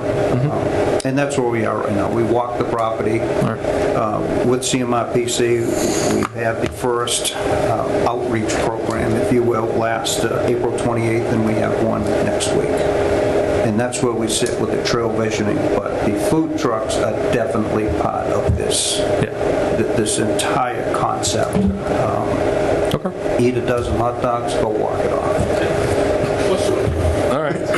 No, appreciate The it. question, all this visioning and development, what's going on, this is all paid for by a grant, correct? This is all paid for by a grant, and this is just the concept stage. This is not in the design stage. That'll be a second grant process. It's all steps. Not even involving construction whatsoever. Yeah, and these grants are very specific for river walks and other projects like this along the riverways, and they're, you know, if Douglas doesn't, you know, win the grant, another community will, you know, and so it's an opportunity, and I think we've done a great job looking for grants and winning grants and utilizing them, so perfect. The food trucks, the picnic tables, the view along the Gilboa Pond, the shoreline, all that stuff is all nature-based, all green. We're planting some trees there next week, so it's all coming together. All right. Okay, that's the Cliff Notes version. All right. Could I see that? is that, I think, Flyer? These are flyers, they're on the tables out in the hallway. Anybody can grab them. I don't know if the camera can see this. it's all right. No one's watching anyway. And it's on, I believe, on the website as well. May 26th at what time? May 26th, 6:30 to 8:30 in this room. Right here. In this room. It was well attended the last time. All right. One thing before we jump off this line. Just to correct something, I may have misspoke, but it was what was told to me. $250 a month was the fee, but I believe she had said that was a $250 one-time maintenance fee. Yes, and yeah. So I don't know if it's a one-time thing or a monthly thing. Peter had told me it was per month. Okay. It doesn't matter. It's still a fee. Yeah. I just want to make sure, since I said it on camera, that I corrected myself. Yeah, I think just the fact that there's a $250 fee, that's, for starters, so. It could be $1, I'd still have an issue with it. I appreciate the clarification. Bob, thanks for keeping us posted from there. Thank you. Thank you, Bob. You'll take it out of the... Yeah. Oh, and which number on this here? 16. Yeah, 16. 16. Open session item, unanticipated 48 hours in advance. Working on the Mass Works grant for the North Street water storage tank. That's due June 3rd, and I'm requesting a letter of support for that project, which is in your packet. All right. I'm sure it's, He realized he needed it. Yeah. That's the deadline for the posting. Yep. yeah, no, that's fine. It's fluid. I'm sure it's lovely. I would make a motion to accept the paper in Ross's hands and to sign that and help you with the grant. A letter of support. Second. Motion by Tim, seconded by Mike. All in favor? Aye. Aye. 5-0. Similar to Good? the letter you signed 2 years ago. Yeah, that's what, now we're. Change the date. Change the date, we're back up at bat again. You mean? It's the same project. Yep. Well, the project then was the entire roadway Entire road. project, which was $10 million. Now that's morphed to $15 million, so Yep. we're just doing this $6 million tank right now. Yep. We're piecing this. Yep. No, it's an important effort for that area. And, no, I definitely think we're on board with supporting this as well. Catch it. Oh. Guess we can.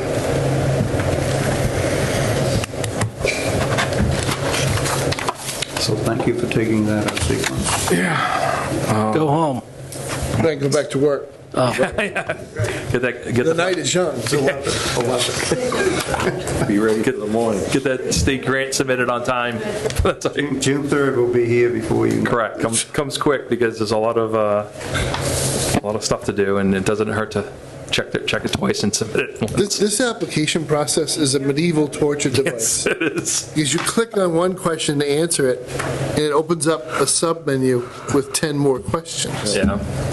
And that's just stupid, frankly, but that's how they work. Yeah. And so Bob is on a treasure hunt at 2 a.m., thinking he's done, and he clicks on the next question, and it's actually 20. Yeah, and then he's going to look it up and figure out and go, what did they ask here? Do we? Some things I have to work in a Word document outside the MassWorks grant application because He times out. And if you could save it, it's frustrating. I'm on 9 pages of single line typing right now, and I'm about halfway done. All right. It's a very lengthy application. Time done. Yeah, that's not. Yeah, it does. That's brutal. And there's no warning. It just gone. Can you let us know when he's doing it so we can just let You drive by and honk the horn. And we all know Bob is a one-finger typer, which makes it worse. You can come by at 2:30. I'll have the coffee on it. Yeah. We'll leave the light on, right, Bob?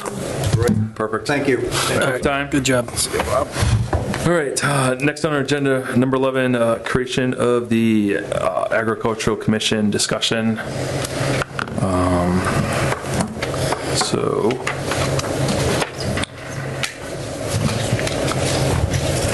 what's number 11? We have a couple couple of the founding members here. Yeah, you want us to come up? You want to come forward? Sure. Yeah. Introduce yourselves and. Oh, we don't. Yeah, but the public, it's just the minute taker, help the minute taker from there, so. Hello. Hello. Hello, Angela Rice, come up, Martha. 829 Northwest Main Street. Very good. Okay. Dallas Keeney, 13 U Street. Okay. So I guess, one of our next steps is just forming the committee, like mainly a charter for the committee and stuff like that, so everybody knows like the back, what the commission's in charge of and what they're going to do, right? The mission statement that's usually drafted just for the town's specifics, and then how many committee members are to be appointed, and if you're doing alternates and stuff like that. Yeah, Mr. Chairman, if you want to say something. No, go ahead. In their petition, they've already actually outlined all that, what the charge of the commission would be. They also would consist of 5 members. Yep. With a staggering 3-year term, so it would be similar to the selectmen. You'd have 2, 2, and 1. Okay. So you do 2 or 3 years, 2 or 2 years, and 1 at 1 year, whatever. Yep. And then you also have the majority of the commission shall be actively engaged in farming or have a background in agriculture. And then the select board may also appoint up to 2 associate non-voting members, especially youth or non-farming residents with an interest in agriculture. But they pretty much, they did a good job. They got it all spelled out as to how they thought it would go. I know that they've collected a list of members that they're going to put forward and give the list or whatever for us to choose from. I would like to open it up for whatever time the board figures they want to open it up to see if anybody else in the community has any interest, so then they have a well-rounded group of applicants. How many applicants did you get so far? We have 5 we put forward. Okay. 5, yeah. I think, I know you put 5 forward in email, whatever it is. Can they submit when we have the formal? Most of them already have. Okay. One of them already did, David. Okay. It's one of those things because it's that way nobody's like writing someone in to be appointed and they're like, wait, I didn't know if they were appointed or stuff like that. So Yeah, it's easier for them. let everyone know they'd have to fill out the formal process and go through everything. That's all. Yeah. It's just one of the things that the town government, state government requires, right? The actual person that steps forward. So,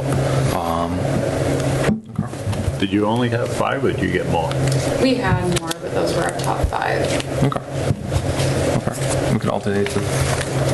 I agree with you, Mike. I think taking names under advisement is good. Ultimately, this is a appointment by this board. The framework is there. I'd be very curious to see how many people we have after a period of time and what the process for appointing or vetting the candidates as a board would be.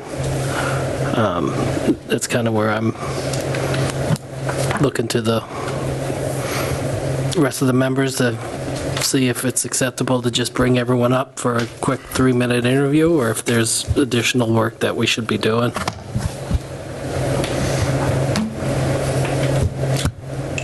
I think everybody should be given an equal opportunity, any applicant, regardless, and take their recommendation under advisement, obviously. My question, a quick little question, I guess. What we're looking at in our packets, strikeouts and corrections and I take it this isn't the official, this is just the petition, this isn't the official. That's what we voted on at town meeting. Correct. Okay. But does this need to be rewritten to revise? No, the town, I can get the town clerks from the Because I attorney haven't general. seen personally but The right to farm or I haven't seen that either, so I will ask the town clerk for it. I'm not happy. I'll send you a copy, I have one. It's funny that we, Yeah. so. Yeah, I think it's just having the official, whatever it is. It Yeah, is. that's what I had That's asked the for key. the first time we talked about it. Okay. To at least get a copy of that. You're talking about the AG ruling? Exactly. Yeah, that's all. It just makes it formal. I just wanted, I'd like to read exactly what. Proceed. But we can start the process. And Yeah. So 5. The process, right? Sorry. Open it up. I like to open it up. You open applications as now, stop July 1st, because that's when. Yeah, because appointments right. and- because the appointment period. Yeah, I think that's enough runway between now and our July meeting. If we can table it for, put it on our second meeting in June, so that way we can make our decision, so that July 1st it takes effect. So, just so you guys know, just familiarization, every fiscal year is the appointments start off July 1st for that fiscal year. So that's why everything is a 3-year, 1 year, 2 year, but they all end on that previous fiscal year. Okay, so, and I think you got, the commission's going to have 5 open seats and people that have the background and expertise in different areas. It's always going to be helpful, right? Some people that maybe have veterinarian stuff, and people that maybe have horses, just different things. It's always great to have a makeup. I've served on multiple committees, so it's a lot easier when sat where there's accountants on one end of the table and then there's lawyers on the other end, and having the mix is always great. It makes for a good discussion because someone brings something to the table that you're not aware of and stuff like that. So that's always the benefit of it. So again, I don't know the 5 people coming forward what their background is, and that's why filling out the form and stuff like that and weighing in on that, we'll kind of have everybody take a look at it and say, okay, is it good makeup and stuff like that with folks in their background. So that makes sense. And you don't want someone who doesn't know the difference between a horse and a sheep, serving on this type of committee. The horse is the tall one? Could be. Not always. Could be. But it just because what can happen also is can inspire people that just want to do more farming. So you maybe want, for some folks that just want to focus on the farming end of it. Well, that was the 5 we put forward. We interviewed extensively as well to check their background and make sure that they understood what this really would comprise of. So of course, ultimately it's all of your decision. But the people we put forward are truly the ones we believe would be the best to start this off, and they all have fantastic ideas about what they want to do for the community. We have a good understanding of what this commission is about, and hopefully we'll stick with it for their term as well. Yeah, expectations But and stuff. also varied throughout their experience in the agricultural community and the wanting to be involved part. Sure. Great. That's important, the commitments and stuff like that. Whether you got, the commission meets monthly or bi-weekly and stuff like that, I think that the commission kind of figures that out once they're formed. And then it has to work with the meeting place, right? Because whether it's in the town hall or wherever, so they can host their meetings and be on camera and all the other fun stuff. It's part of it. They get their applications filled out. Yeah. And towards the better, because this is a very short window to try to make a decision. There's only 2 more meetings, right? So we're going to have 1 meeting to kind of look at it a little bit, and then a second meeting we need to make a decision. So. Well, I wouldn't be so pressed on that July 1 deadline. For starters, I think getting it right is as important as when we start. That's the prudent in me, the practical in me says I'm actually not going to be here in June. Between a 25th wedding anniversary and a business trip, townspeople are going to have to live without me. Can you sneak a tablet? Read it even? I don't know. Yeah. The 25th is a pretty big milestone, so. Yeah. Yeah. No, but if they can get those applications in, he said June, so you still got a couple days in May. You'll have 4 out of the 5 by the end of the week. Yeah, that's all. And then, yeah, anybody else in the public and stuff like that that's interested in, whether they want to serve in any capacity or wants to be aware of it and informed, and go forward from there. And then what we usually do is exactly what you saw tonight, where we just did the ADA commission, come before us and background and, go from there. And we can look at appointments and make sure that the makeup of the board is what it is and everybody understands. Do you have this electronically? Yes. Right. The application. Okay. Yeah. Well, we just want this to be a success for the town and for the community, so we want to do what we can to help make sure that we've got some good applicants applying as well. I think we can all agree on that. Obviously, if people show up, that'd be great. We want to make sure that we're helping by providing some information for people that are interested in what this really is. Are you committed to doing that? And when you say yes, that's... Exactly. You don't want to be exclusive, you know what I mean? But because there might be other people that, okay, this passed or just moved to town and says, hey, I want to be interested or I want to be involved. And, you don't want anybody overlooked, and that's why it's an open government. It'd be great if 100 people showed up and wanted to be involved. Oh, yeah. Sometimes it gets hard when you get down to the brass tacks. No, agree. Oh, no. People don't show up to do work, so we wanted to make sure there were at least 5 applicants. Agree. Forming commissions and people volunteering their time and everything else is always challenging, volunteering in the community. And so want to make sure they have the passion and the drive there and stuff like that. It's important for any, commission or board. So just want to make sure they understand, what they're stepping into and stuff like that. And if there's, again, people from outside the, people in the community that just relatively moved here and stuff like that, or people have background that might want to just attend the meetings and be informed.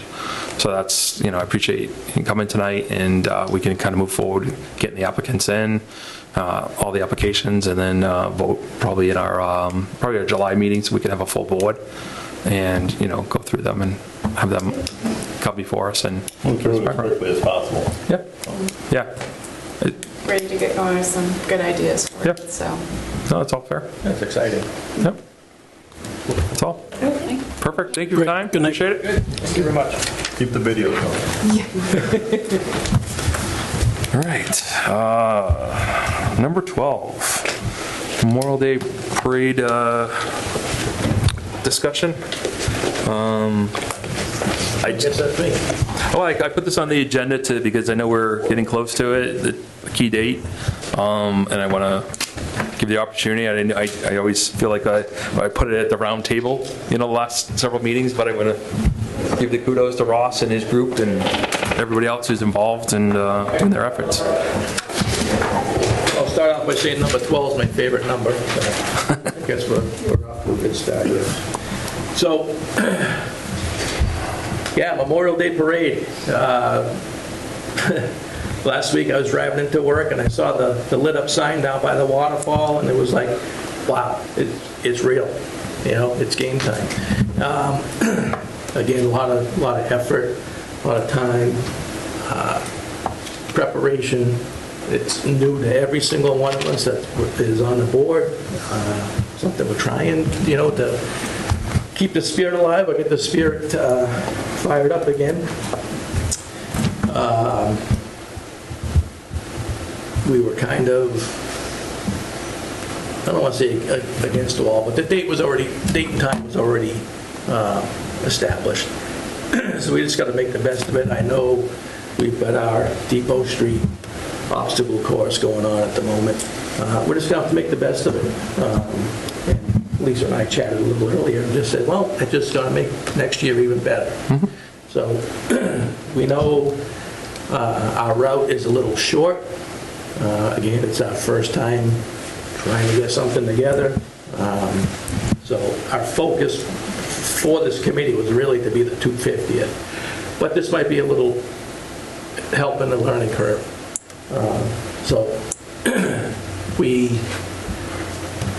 I'll just say the route again. We're going to start at West Street at Michener Square, 11 a.m. on the 23rd, Saturday. Hopefully it doesn't rain.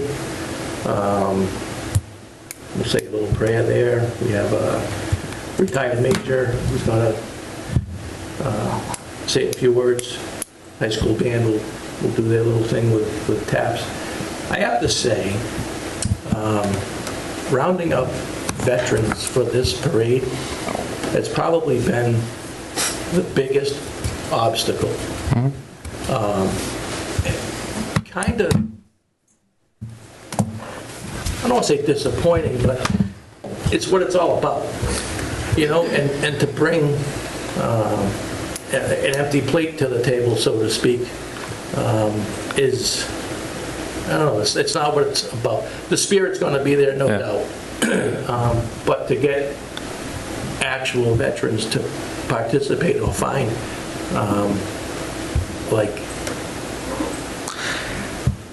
non-existent. I don't want to say non-existent, but just no response. Again, it's our first time.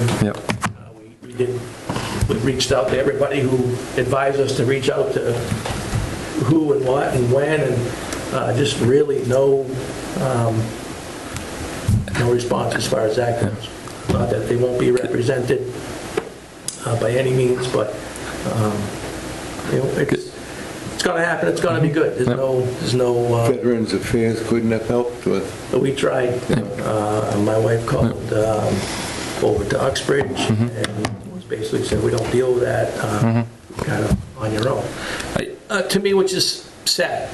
And maybe kind of eye-opening, because not until I got involved with this, you really wouldn't think that.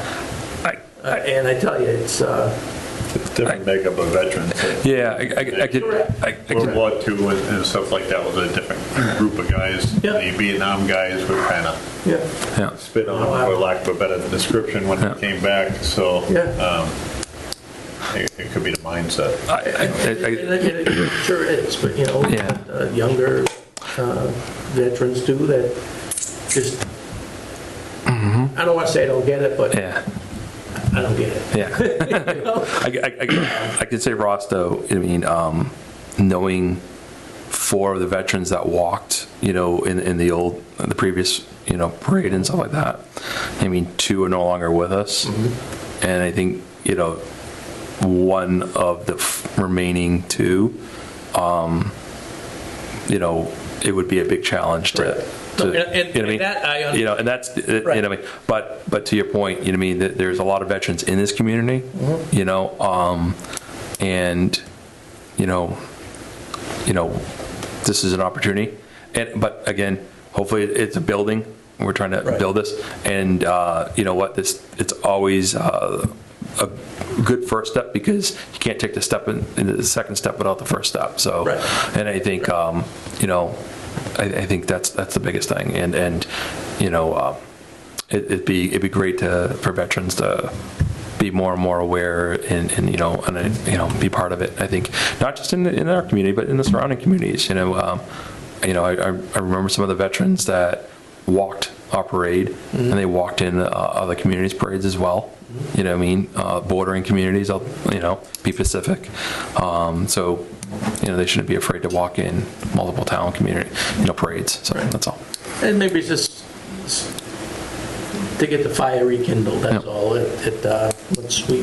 Once we have one, like we said, next year can just be better and better and better.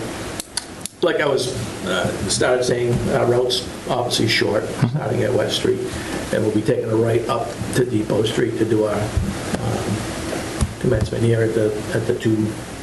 Actually, right down the street, memorials. So we do have a fair amount of participants in it. I want to say we've got over 100 people in the parade. Excellent. From the high school band to Cub Scouts, Boy Scouts, I believe the Daughters of the American Revolution. We have a couple of we have a gentleman in a Civil War outfit. We have a gentleman in a Revolutionary War outfit that will be walking with the Daughters of the American Revolution. We have a couple of floats. We have a gentleman on a unicycle that you see around. He's going to be in there. He asked for a little bit of room. He's going to do tricks. I don't know. entails flaming chainsaws. I don't know what's going to happen, but it's going to all be good. We've got 5 horses and 2 cows. Good. So, couple fire trucks. We got the old 35. I did ask if the cows were going to have tutus. I never got an answer. Yeah. The cows will be followed up by wheelbarrows and shovels. So, no, it's good. And hey, the roads in Boston, that's how they were created, was a cart. So, you mean going down the street? Something a little funny. We were approached by the 4-H. That's who is bringing the cows. They are actually parade cows. Yeah. This is what they do. I don't know what the whole deal is, but yeah. So we got some cows. So I will share with you, and having gone to St. Paddy's Day over in Dublin, Ireland, where they had horses and everything else, the person who got the standing ovation, the biggest ovation, was the person that was behind the horses. So because they respected his duties, and his flair. So just wanted to share that. So it looks like a great, event, and it's gonna be fun. It's gonna be it's something that we needed to get happening again. I have a deep passion for it. Something I always wanted to do. Remember it as a kid, and just was kind of, I won't say taken back, but when it just stopped happening, it was like,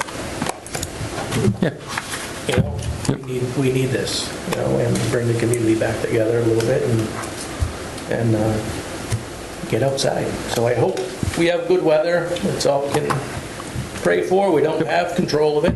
That's the only thing we don't have control of. But it'll be good. Yeah, rain or shine. Yep. I mean, let's hope for good weather and go from there. Exactly. All right. I'd like to acknowledge the efforts of Selectman Smith and Chief Furno on getting the old 35 fire truck up and running. So it was John's goal to get it going.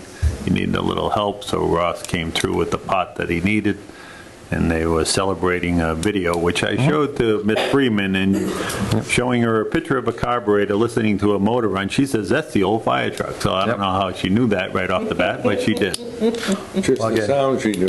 Well, let's hope the old fire truck keeps running for at least, 10, 11 more years, so we can... Oh, it's running pretty good. Can enjoy it for the 100th anniversary of the fire truck, too. And I didn't do it alone, I have to say. I made many phone calls to my oldest brother down in Georgia, who is a flathead guru. Cool. So, excellent. With all our combined efforts, the 35 lives. Good for you. All right. Great. Appreciate it. We'll move forward from there, if there's nothing else. We can skip over number 13, the minutes and possible votes. Number 14 is the town's long-term debt position discussion, new highway department building and timeline and other needs. I just put this on our agenda because I know we lose track of so many different things we get tasked with, and I know it's one of the things that we always want to look at is the highway barn, and at some point where we can possibly have that land and what debt's coming off the sheets and stuff like that. But I think I don't mean to interrupt, Mr. Chair, but we're approaching 2 hours. Yep. Or do we need to vote to extend? We can vote to extend. I'll accept the motion to vote to extend. So moved. Ross, second by Mike. All in favor? Aye. All right. So I just put this in there, and I appreciate number 14 just coming for us and stuff like that. I think gives us some insight in our packets. We've got the school building construction is still paying down that the debt of the building, and then as well as the other construction costs for this new building and stuff. At some point, we're gonna, as we wind one down, to be able to bring the new highway barn on at some point. So just wanted to have that in our packet, but I know we're at the 2-hour mark. Maybe we table it for a future meeting, but give members a chance to digest that and thoughts thoughts and stuff like that. I give the finance director a chance to address here? you. Yeah. The debt position. Correct. So, with that, if you wanted a quick update on the highway bond, we could do that, but it's still a work in process. There's a lot of moving parts to it. yeah, no, I think it's fair. I think we can have a future discussion. I know I'd rather have Jean here because she can answer all our stuff. But I know it's a balancing stuff. So in a future meeting and stuff. But I wanted that in our packet so we can move forward from there. So, all right, next item, number 15, the town administrator's report. I've got a few things for you, but a couple of thoughts on that last one. Yep. The structure of your long-term financial position is a joint project of the town administrator, the finance director, and the treasurer. And I think it's important that you not neglect the treasurer's role in managing the investments and the debt profile of the community. Because there are some, especially on the investment side, authority that the treasurer has that is completely independent of both me and Jean. Okay. So you should always have the treasurer at least invited to participate in this conversation.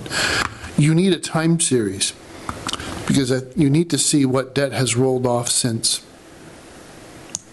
as far back as 15, if we can swing it, because when I interviewed here in 2017, your debt position was really maxed out. Your debt was, in the grand scheme of things, in Massachusetts, it's a little bit complicated. You can have inside the debt limit, which is 5% of your equalized value, then outside that 5%. But the two things taken together, you were pushing the envelope for what your tax base could support. But you were also at the end of the life of some of your notes. What has happened is your notes are rolling off, rolling off, rolling off. A couple of your notes were refunded, so it's just a simple term of art. Refunding a bond is the same thing as refinancing a mortgage. It's just a different term because it's a slightly different mechanism, but financially it's the same thing, right? I'm going to change the borrowing term so I get a better interest rate. And that is what we did several years ago. Saved the town a boatload of money. I think Jean explained it. Not only did you save money refunding that bond on the interest rate you were able to take advantage of, but when we placed that bond, we got premium because it was placed on a day when there wasn't much bond activity, so we got the bond premium was bid up. So there's a lot of strategizing that goes into timing an issuance of a bond and making sure you structure it properly, and how does it fit into the overall life of the community. So there's lots of terms, right? You've got debt that's inside the limit, that's outside. Then you also have debt that's in the operating budget and debt that's excluded. And this is a conversation you'll have to have about any number of projects, but a lot of times, town administrators, myself included, will say, I don't want general obligation debt in the operating budget because it squeezes out the ongoing operations of the town and replaces it with a privileged expense that has to be funded. So this is a really big difference from being a town administrator in Rhode Island versus a town administrator in Massachusetts. Rhode Island does not do exclusions. Everything's in the general fund budget. And so that's why they don't have Prop 2.5. It would never work. Because every time they go out to bond, they have to add the debt service to the operating budget. So the operating budget, their cap is 3.5%, not 2.5%. Because you can't really run a municipal corporation without taking on a certain amount of debt. Yeah, right. And that's one thing that's important for the community to realize is that the nature of municipal business, the assets that you purchase and the services that you provide using those assets are all long-term. And so it is actually very unhealthy to have no debt. Whereas in our household, we might, for whatever old Slavic Catholic purposes, not want to owe anybody any money for any reason. Municipality, and especially a municipal utility like a water or a wastewater department, you're not running properly if you don't have a certain amount of debt, because you're kicking the can down the road on reinvesting in your capital base. If it gets to the point where it all collapses, then no matter how efficient your operations are, you can't provide the services that people expect. So there's a healthy cycle that you follow. So you're kind of at that point now where it's time to have a conversation about how much debt do you want to have. One of the reasons is your equalized value is skyrocketing. So economic development is great. This is like the trade-off you have as a homeowner. You love to see your value go up because it means your investment's gaining value. And then the tax man comes and taxes you, and you get all grumpy because you want your value to be low when the tax man's around, but you want it to be high when the real estate agent's in the kitchen. It's similar here. It's good to have a strong equalized value growth profile that Douglas has. It also means, though, that when you're calculating your mandatory contribution to education and BVT, that's going to go up with your equalized value. Just so there's these trade-offs. So this is the beginning. So the question was asked, I believe, at town meeting, which was, where do we stand with debt? So this is the answer. And frankly, we can put this on the website as a document or any place for people to see what you owe, what's inside limit, what's outside. We could also specify which of these notes are in the budget and which are excluded. But you're approaching this window now where, our efforts internally right now are to take the costs of a potential highway bond and keep whittling them down, so to get to the point where you have a manageable amount of borrowing. We're trying to parallel track that with getting everything else ready. And the water department forced our hand because they need to make these emergency repairs in wastewater, so they're going to have to go out and borrow, which is going to trigger a ratings call. So all of the muckety-mucks from Wall Street get to look through your books and your scorecard to see where you stand. And because that's such an important marker, we want to try to time any potential borrowing for a highway department to go before town meeting and the voters of the town more or less at the same time, so that the same analysis can be used to support a bond rating for any debt issuance. Specifically because your financial condition based on your fiscal 25 financials is so strong. So you're borrowing at AA3 now. I feel like we have a shot at being AA1, which is just one notch below AAA, because you've really strengthened your balance sheet to an extraordinary level. You're almost at the point where if we could sustain this level of reserves, we could actually make out a case for AAA, but we can't. I don't think sustain these reserves. You still have a heavily residential tax base, and so you're going to have some volatility, and you can't promise people that you're going to stick to 18, 20% in reserve. It's just not going to happen. So the longer we wait, the more difficult it gets, because we're starting to feel the pinch of that service level demand and the cost of things in the economy. So inflation's catching up with us. And at the same time, there's significant rate pressure. So just today I was reading an article where the 30-year bond yield was at an all-time high.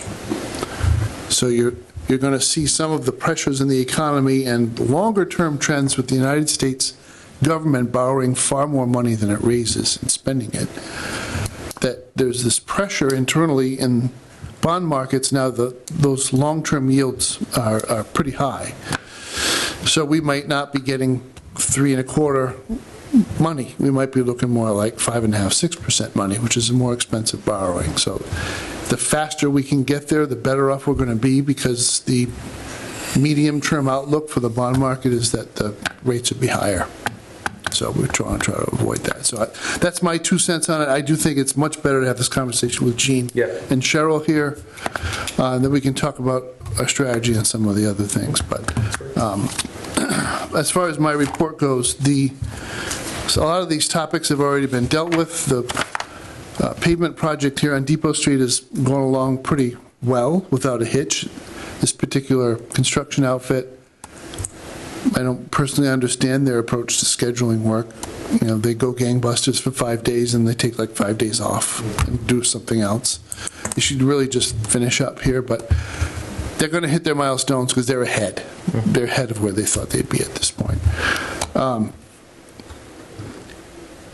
In terms of our our job postings, the Concom agent that we have advertised that we will share with the town of Sutton, I think we're up to 12 applications. Yeah, probably that amount, yeah. LinkedIn. So we've got some that came in through LinkedIn that, but of those 12, I want to say 3 or 4 are pretty strong and meet the minimum requirements that we advertised and are worthy of an interview. So we can make some progress in that direction. And we have an internal posting for fire chief, and we have one application that we've received. The budget as a whole, I'm going to start the budget conversation almost immediately with department heads and with various boards of the town, because I will at least share the assumptions that will go into a budget that prepares the town for an economic downturn, and all of those assumptions, and I'll play those assumptions out in the budget model so that we've identified what our options would be to stay on the straight and narrow and not ask the taxpayer for any more, which is not a promise. It's an aspiration at this point.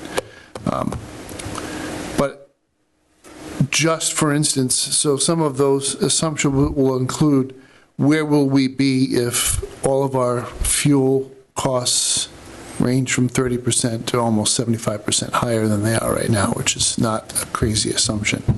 How much more money could we bring in on the revenue side if short-term T-bills had higher rates? Because back when we had our ARPA money invested in short-term T-bills and rates went up to control inflation, the town did very well. Investment income was very predictable and about as liquid as you can get, short-term T-bills. But we were getting 5.5% money on a couple $1 million invested, so the town was coming in with a couple $100,000 a year of revenue that we otherwise wouldn't raise. So there's always a little bit of counter pressure. So even when there's bad news, there's good news. But you have to, I want to think through all of our departmental operations and our head count to make sure that we're doing the right things. I think this will be a very direct and blunt year of discussions with the school department, and we've gotten along very well, and we're doing very well, reaching common understanding of where the challenges are. But I think we're going to have to be firm in our approach to what the solutions are. So there may be some things that require effort that are outside of the strictly defined mission of an education department, but are driving so much cost through that budget that they have to be addressed. One of them is special education transportation. I said it before we got into this budget process, because I felt strongly about it then, but I feel even more strongly about it now. There is no room for compromise. There must be an effort to address this cost driver. It is within reach. It is low-hanging fruit. And yes, it's a pain in the neck to hire drivers. And it's a pain in the neck to train them. And it's a pain in the neck to schedule them. You know what? Suck it up, Buttercup. Because if you're blowing $1 million out the door on something that you could save, don't you think you could use those $1 million for other things, like keeping the staff you have? Keeping your program selection, what you have it at. So I'm perfectly willing as a town administrator to say, you know what, if you don't want to deal with it, we will.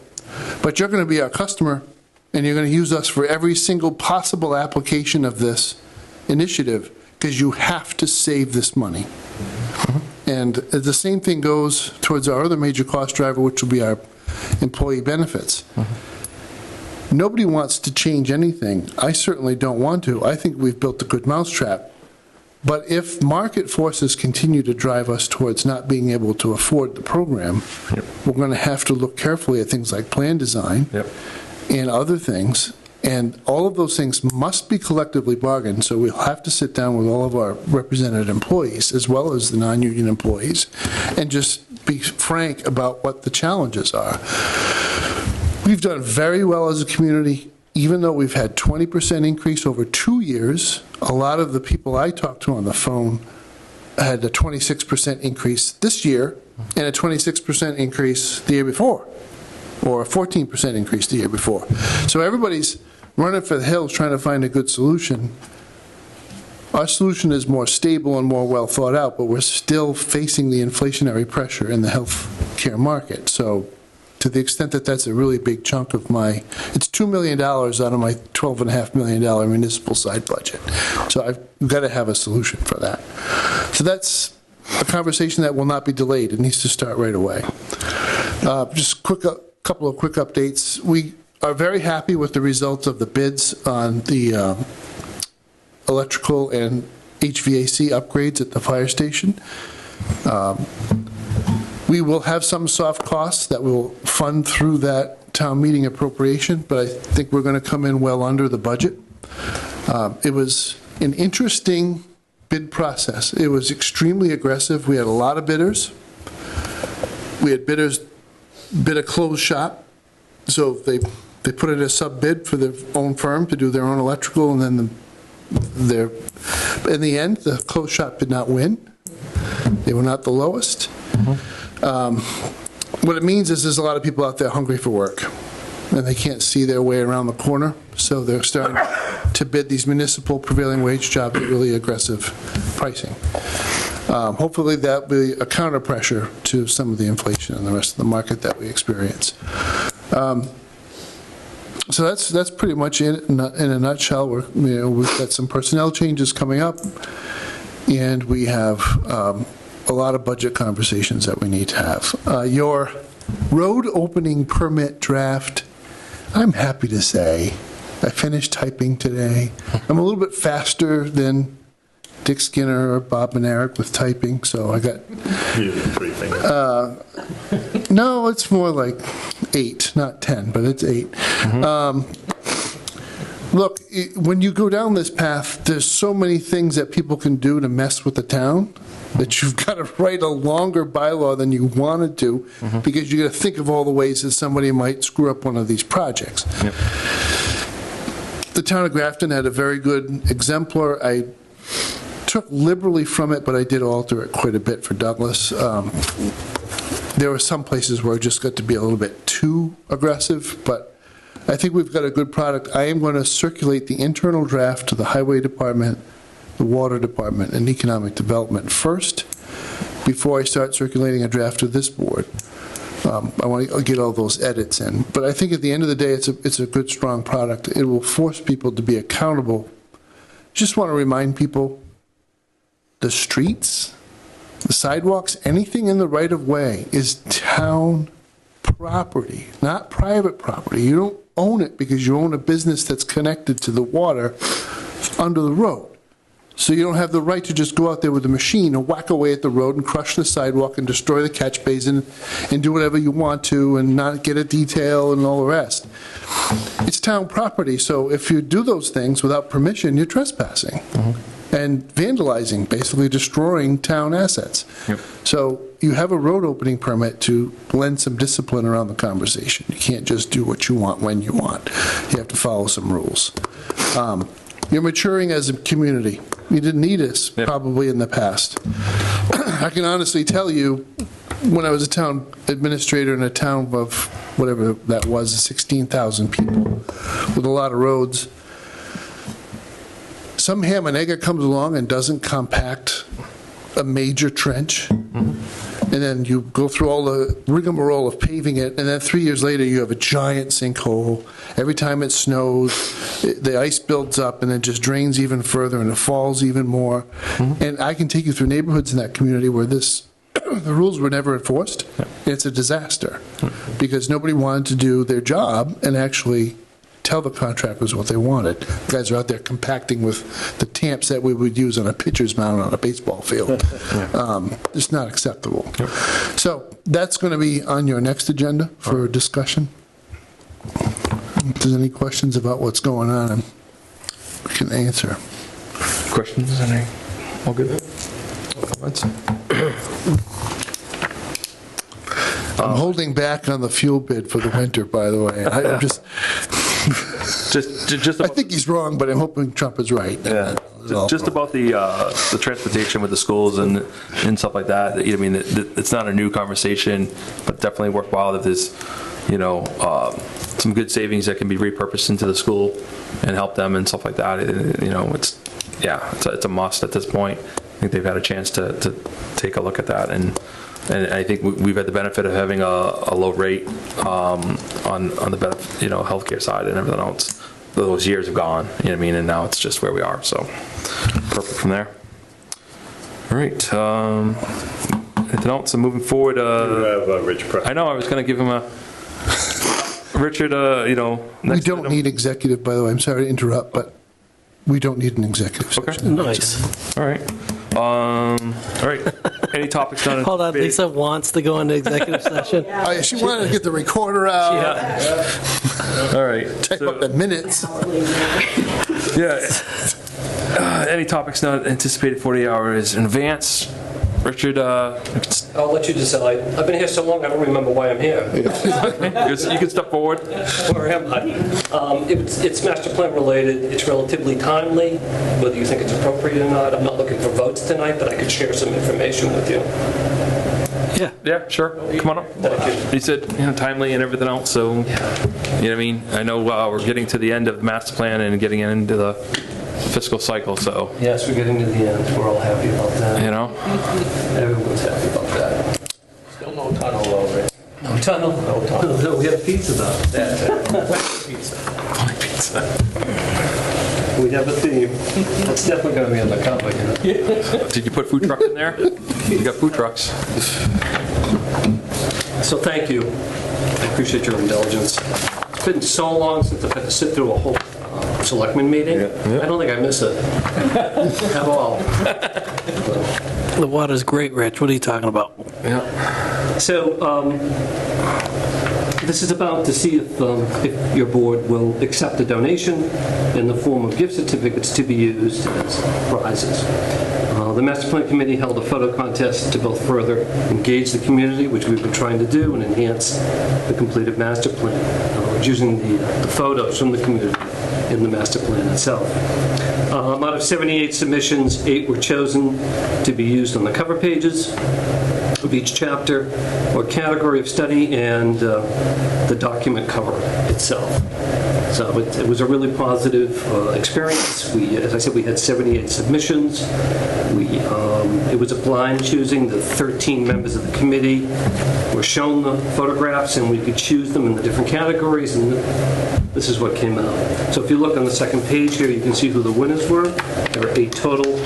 Again, 7 for each category cover and 1 for the cover of the master plan itself.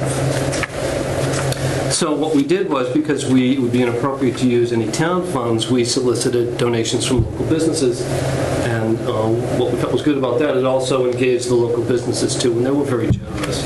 So you can see on the top page the list of the businesses. If it's okay with you, I'd like to list them out, thank them. Douglas House of Pizza, New Hot Walk, Gregory's, Douglas Orchard and Farm, More Than Nutrition, and Avenue on Main Street all donated certificates to this cause, the total being $253. I touched base with Matt some time ago, and he told me that the appropriate thing to do was to bring it before you, because any donation has to be accepted by the Board of Selectmen, and then subsequently I have to give this documentation to the town accountant also. So it's done and done. We've chosen them. We've actually let the winners know that they were the winners, and now they're anticipating the prize. And so, at least in their case, it's time. So I was hoping we didn't have to put it off too much. Okay.